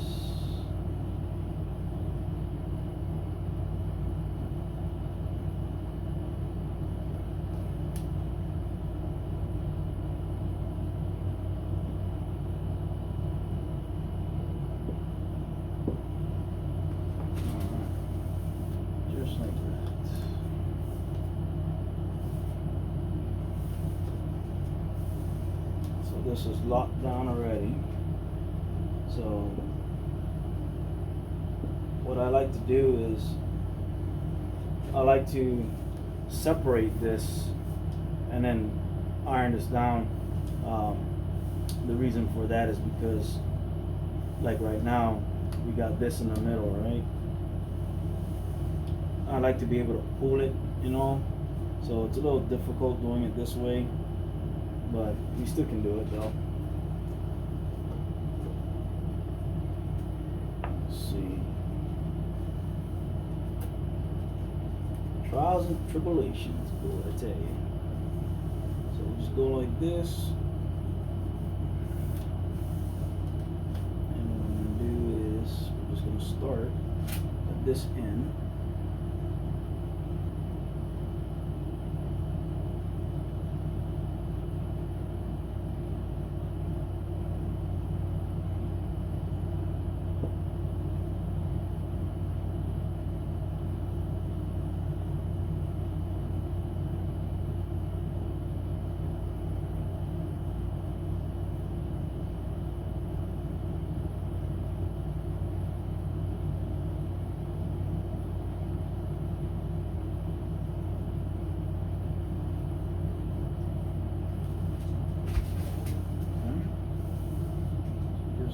Remember, there's no, this is only you got your cap strip right here, but everything else around is pretty much no back support, and so you gotta be very mindful when doing this,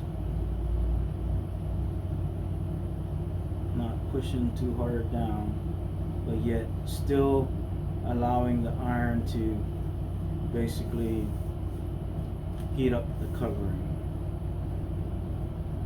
Stick it down.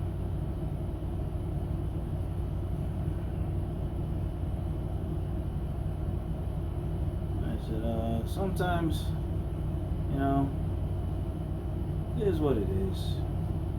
We get a few bubbles here and there, but at the end of the day, the majority of the covering is still good. So I'm just going to use this tape, and I'm going to use the tape to help me pull this to where I need it. Just like that.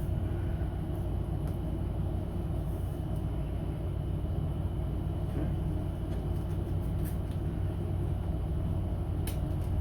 I don't want to pull too hard now. Let me see.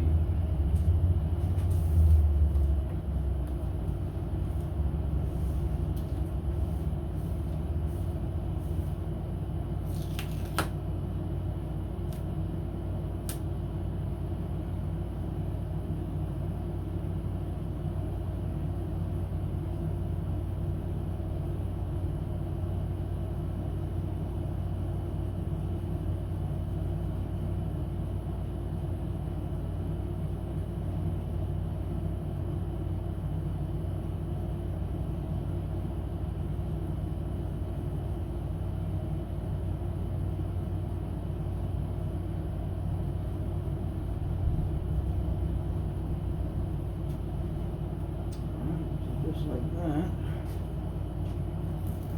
Slowly getting there.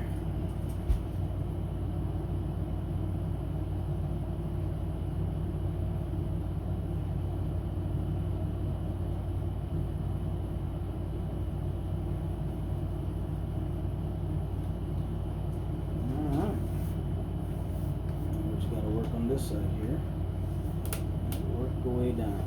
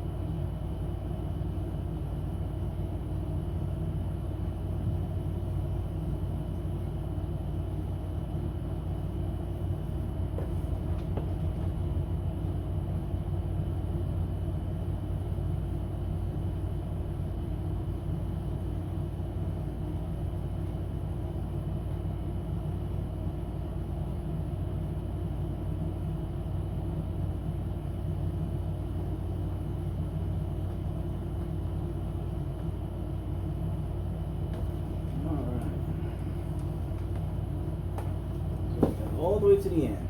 Awesome stuff.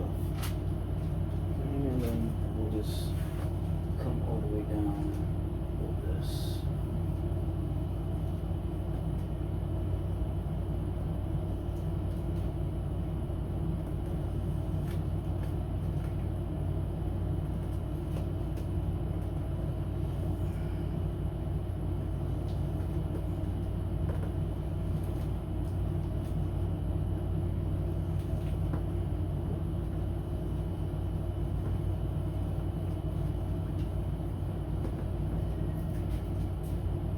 Just like that, and then we'll come back over here and we'll just trim this off. Easy peasy lemon squeezy.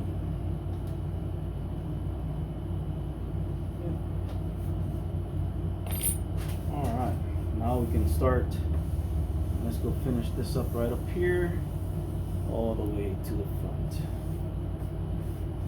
Okay.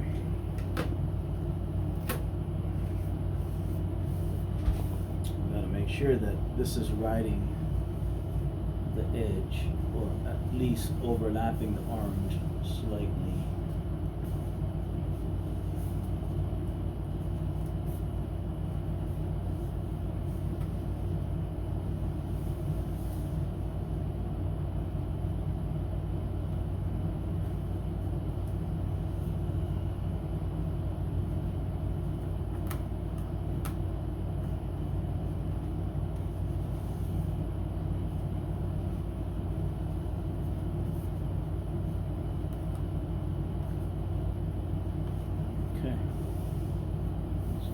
That for now. Let's go finish ironing this part down.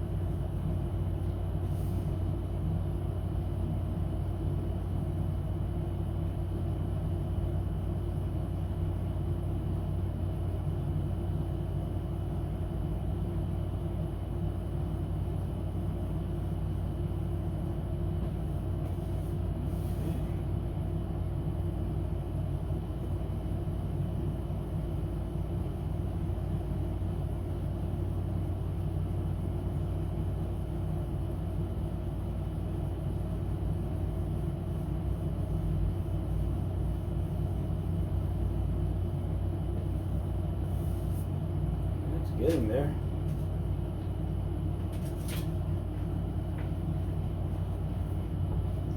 So I'm gonna go ahead and finish this off camera. You know what? Never mind. We'll just continue. So I'm looking at making sure we've still got enough memory.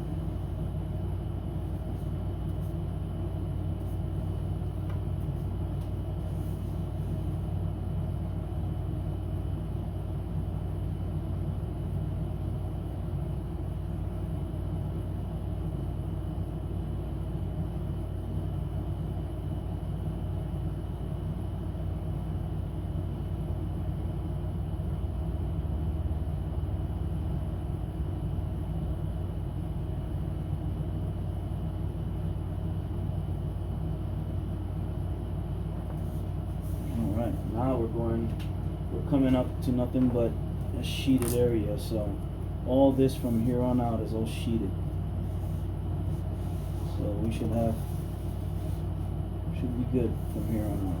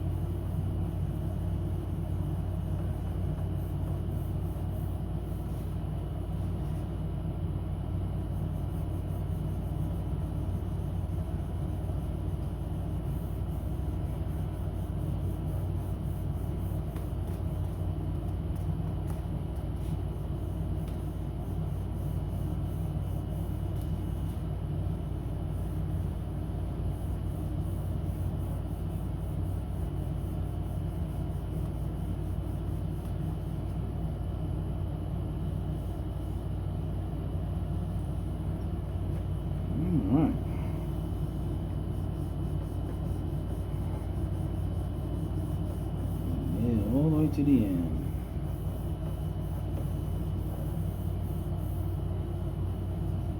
You know, my cut wasn't all that straight on the black for some reason. I don't know, but it's okay.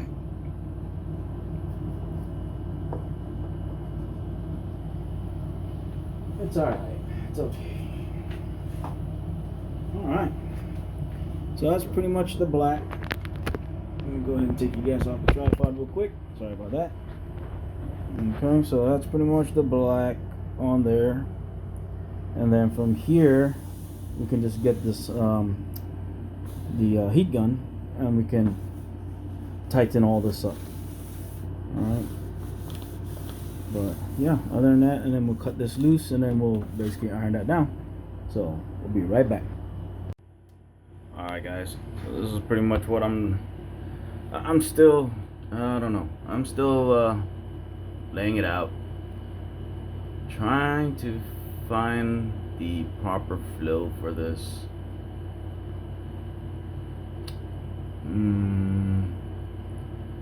The dilemma I'm having right now is basically this part right here, because I'm thinking of just making the line come down like this, but then if I do that, then this would be the white, then I would have to divide this side, and eventually this will end up being white, and I don't want this tip to be white. If you're following the continuity with white, white, white, white, white, then this would be white. So if this was a separated line, this would be white, this would be orange. So eventually this will be white, and this will be white. So or I just do that whole section like that white. I don't know. I'm still debating. I don't know yet. La la la la la. So, alright. The way I had it before, it was doing that number. So, yeah. I think this would be, this would be the better fit for what I'm looking for. I think it looks good. The only way to find out, guys, is basically get it transferred to white Ultracote, and let's get back to work.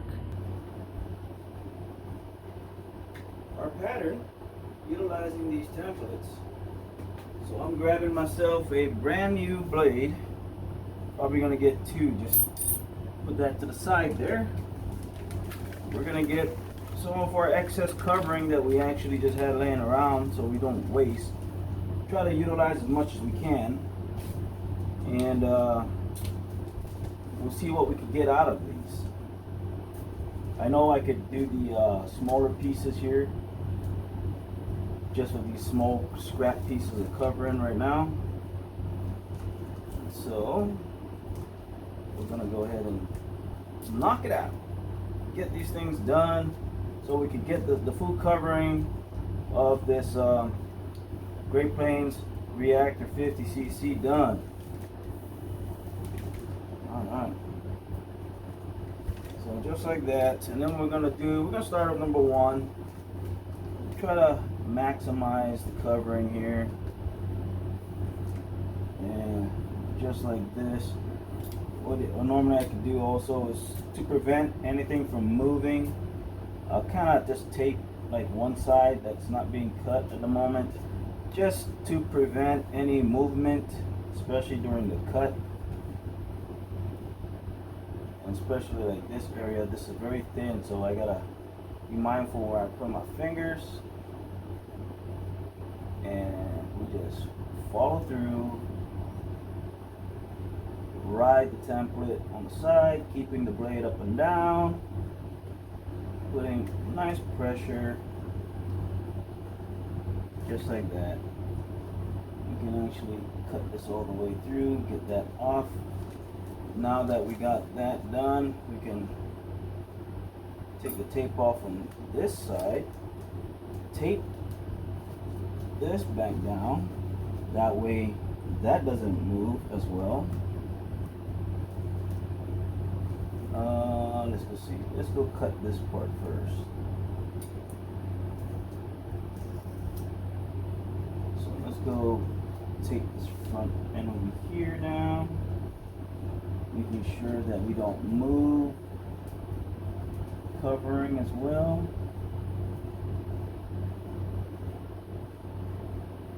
Keeping it all nice and straight.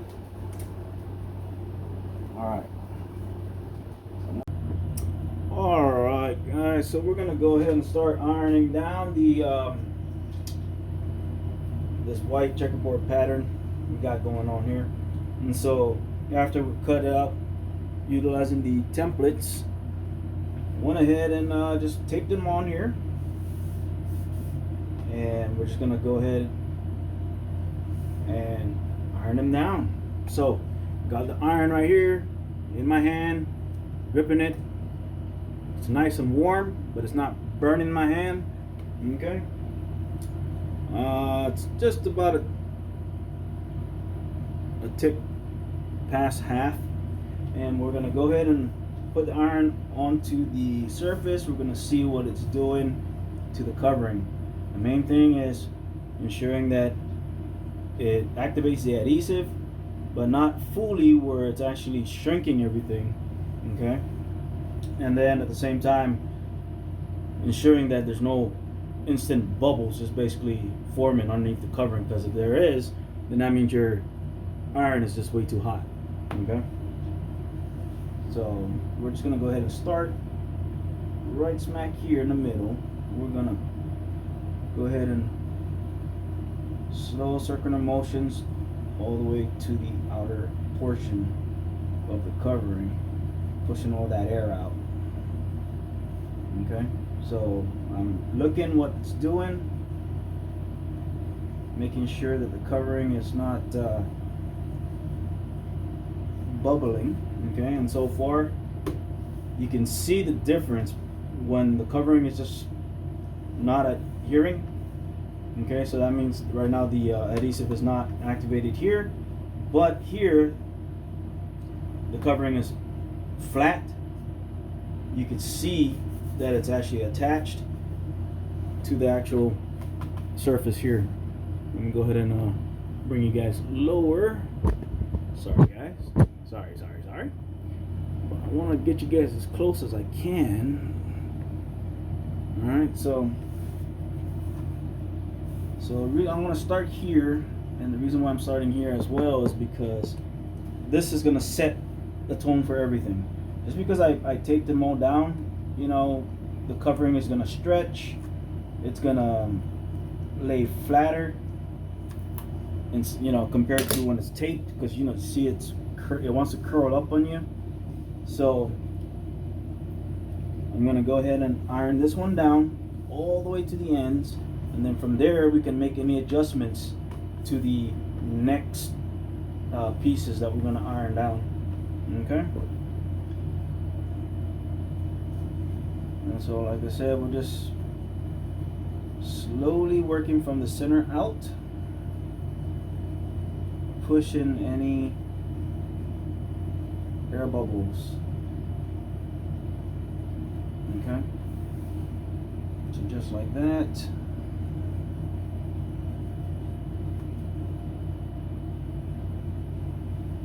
And like I said, my heat is not so high that it's shrinking the covering. Okay, right now it's just activating that adhesive just so that it can adhere. Okay, and so we go ahead and take this one off here, and we're gonna finish this off right here.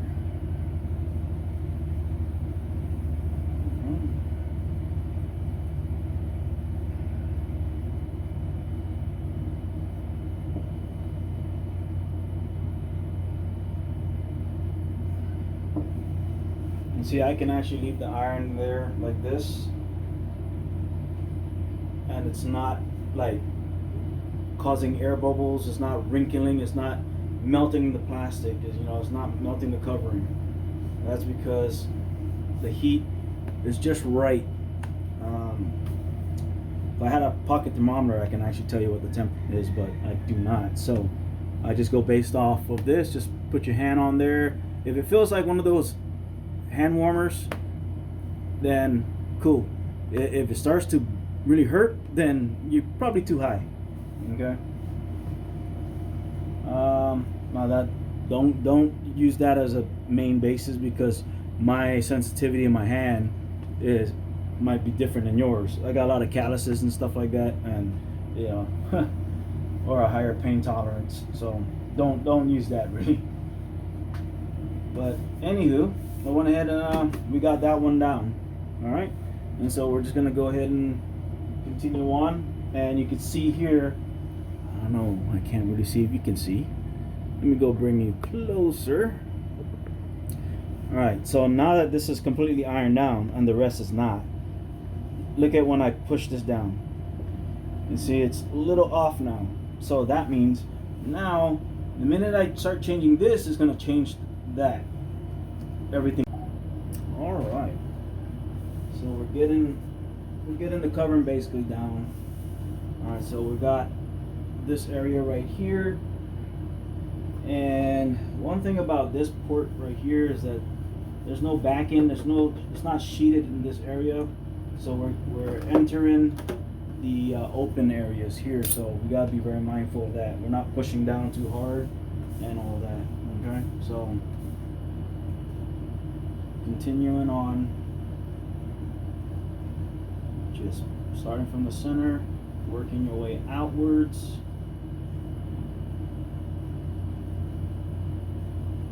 Just being very mindful when we get close to the this corner here where there's nothing, there's no support.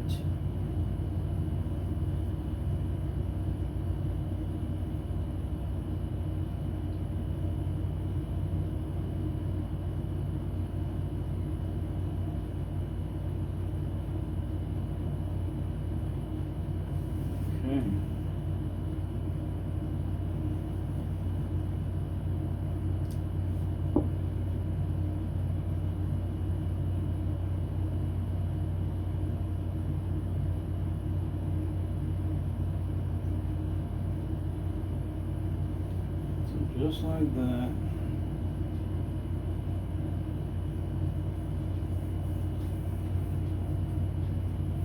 Alright. And see how everything else is moving, because now that the covering is actually being stretched a little bit, and it's actually now flat, completely sealed onto the wing, that everything stretches out now. So now everything's gonna have to shift just a tad bit. Alright.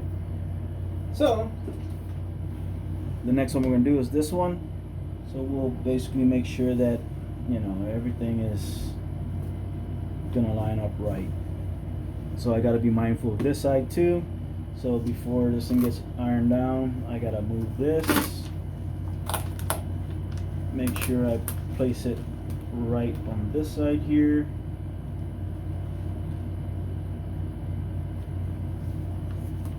Throw it there for now, and then keeping this nice and straight. So now we got to bring this one just slightly towards this side right there.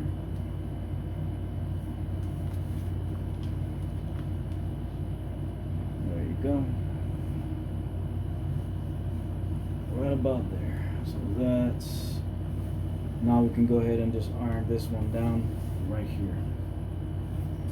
Alright, so with that said, we're going to just start right smack in the middle again. And just work our way.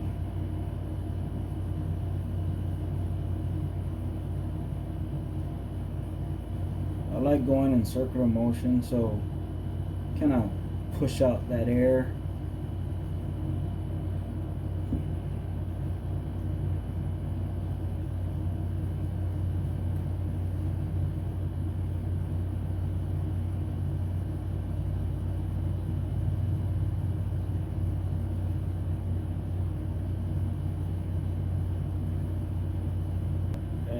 this is just pretty much the speed that I normally work in.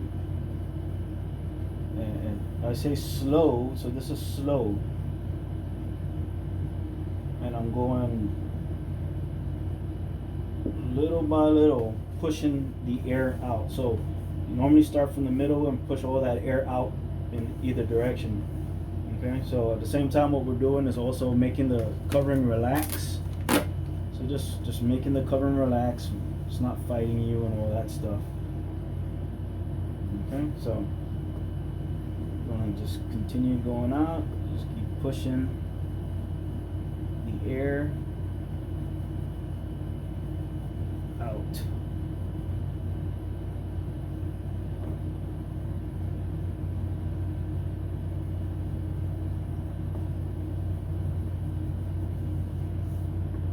Okay, so just like that. I'm just going to continue working our way through. Alright, so it's pretty much what how I'm doing this. There's no big secret to doing this. It's just being patient. Just take your time and just have everything in the right order as far as the temperature. The main thing is your temperature. If it's too hot, you're gonna see at first reactions and covering, and it's gonna be something that you don't want to see, which is a lot of bubbles and everything like that. So yeah, so just doing this just like that. And once you get to the areas where there's no backing, you gotta kind of ease off on the pressure, because if you do not, what you're doing is once that heat goes over the area with no backing, it's going to soften the orange here in this case, and then you're pushing down the white at the same time, which is not adhered to the orange yet, and then eventually when the heat catches up, it's going to seal that white prematurely onto the orange.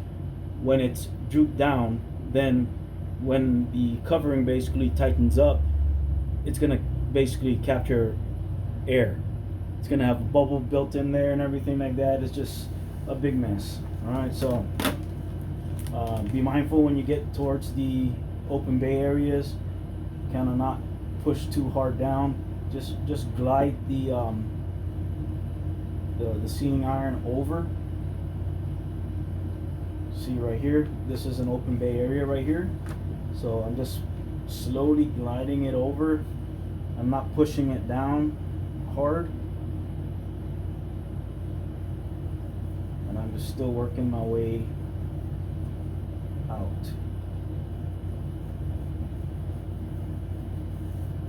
Alright, so just going in like that. So I'll move this back just a little bit, because I did build a little bit of a bubble right there, but take it out just with the heat. Okay.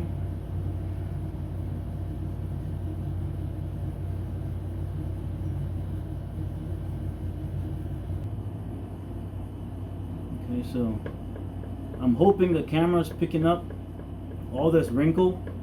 You know, the covering's not stuck down yet, and then you would see where we're at. Alright.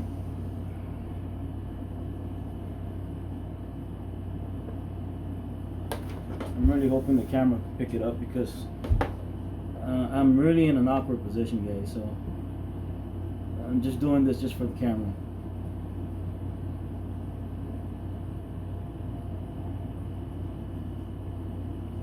Doing it for you guys so you can see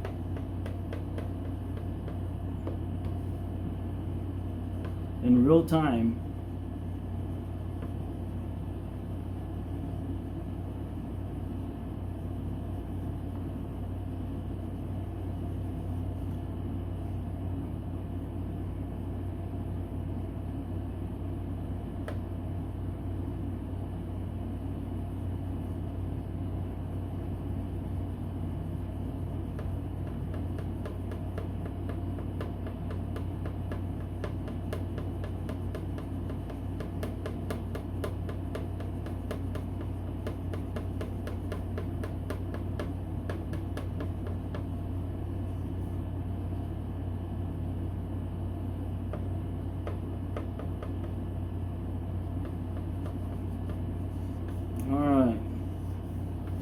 So we got that pretty much ironed down. Open bay area here. Alright, so we got that going on. Alright, now this wrinkle that you see here, don't worry about that, because as long as it's not a crease, this waviness, like I told you, the heat is softening up the orange, and so it's one thing about Ultracote, it tends to sag a lot with the heat. Monocote, it'll tighten up like a drum. Okay, so you can hover the sealing iron over this area to tighten that back up, or you can just wait until later when everything's all said and done and come back with a heat gun and tighten it drum tight. Okay, but I just wanted to show you in real time, real quick, that section. All right, and I'm just doing it in an awkward position, but just to show you guys what it took and how fast it was just to get that done. I think I got a bubble. Oh no, it's just a little crease thing. But yeah, it is what it is, guys. I mean, don't beat yourself up if you get bubbles and stuff like that. So yeah, that's that. And then all this, eventually we'll just clean it off with lacquer thinner, and all this Sharpie marker thing will go away and it'll look clean. Alrighty. Alright guys, real quick, so we're already done with that. You see the sagging here, alright, the material there after we had ironed it. Okay, so I'm just gonna grab my heat gun. Jeez, I can't think right now. And I'm just gonna really quickly run some heat right in this area. Just kind of get this nice and tight. You see how quick the material tends to sag because you put some heat on there? So you gotta be very careful in using the heat gun, especially on Ultracote. Okay, and so just like that, it's basically back down to drum tight. Well, compared to Monocote, this is not drum tight. This is saggy tight. Because Monocote, I mean, it is tight. Okay, so but other than that, that's pretty much that right there. And yeah, I think I got a bubble there.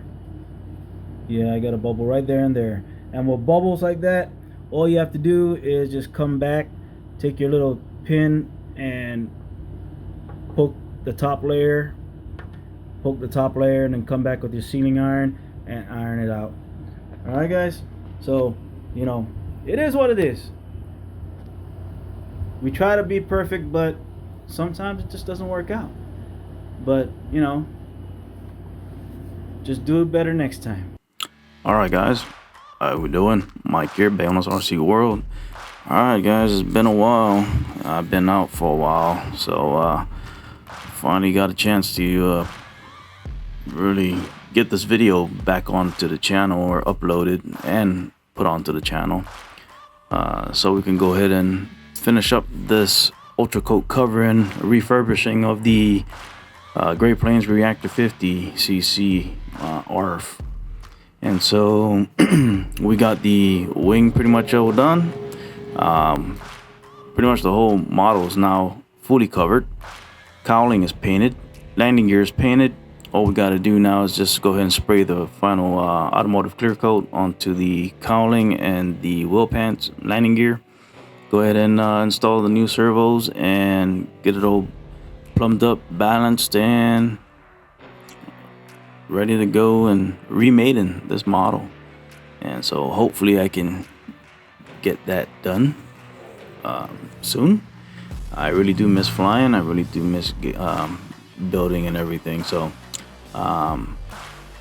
just really wanted to get this video up and finished up, and we'll go ahead and take care of the rest off camera, like the clear coat and everything. And the next video on this Reactor 50cc you'll probably see will be the remating out in the flying field, up in the air, and just having a blast. But until then, updates as far as the channel is concerned. We got the Top Flight P-51D Mustang pretty much back on track. We pretty much finished doing the whole build, well, the assembly, the frame up, and so all we got left on the P-51D Mustang is glassing it, painting the livery on there, doing the weathering, and getting it ready for its maiden flight.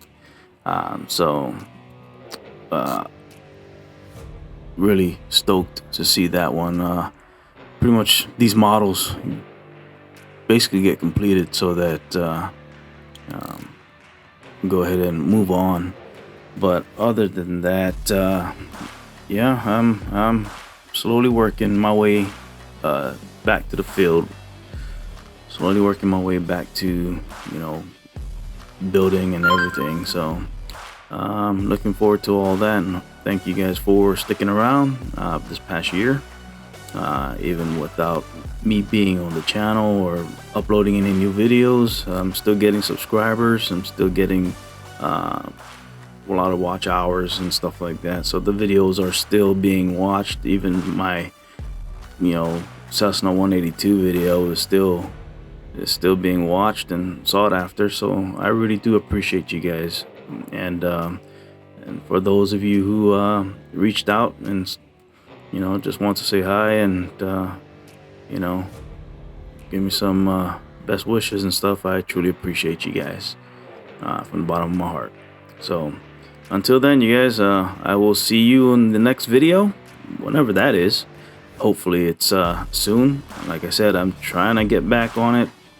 I'm still going through some medical stuff and everything, so you know, little by little, and I'm just blessed that I'm able to go ahead and continue on doing this.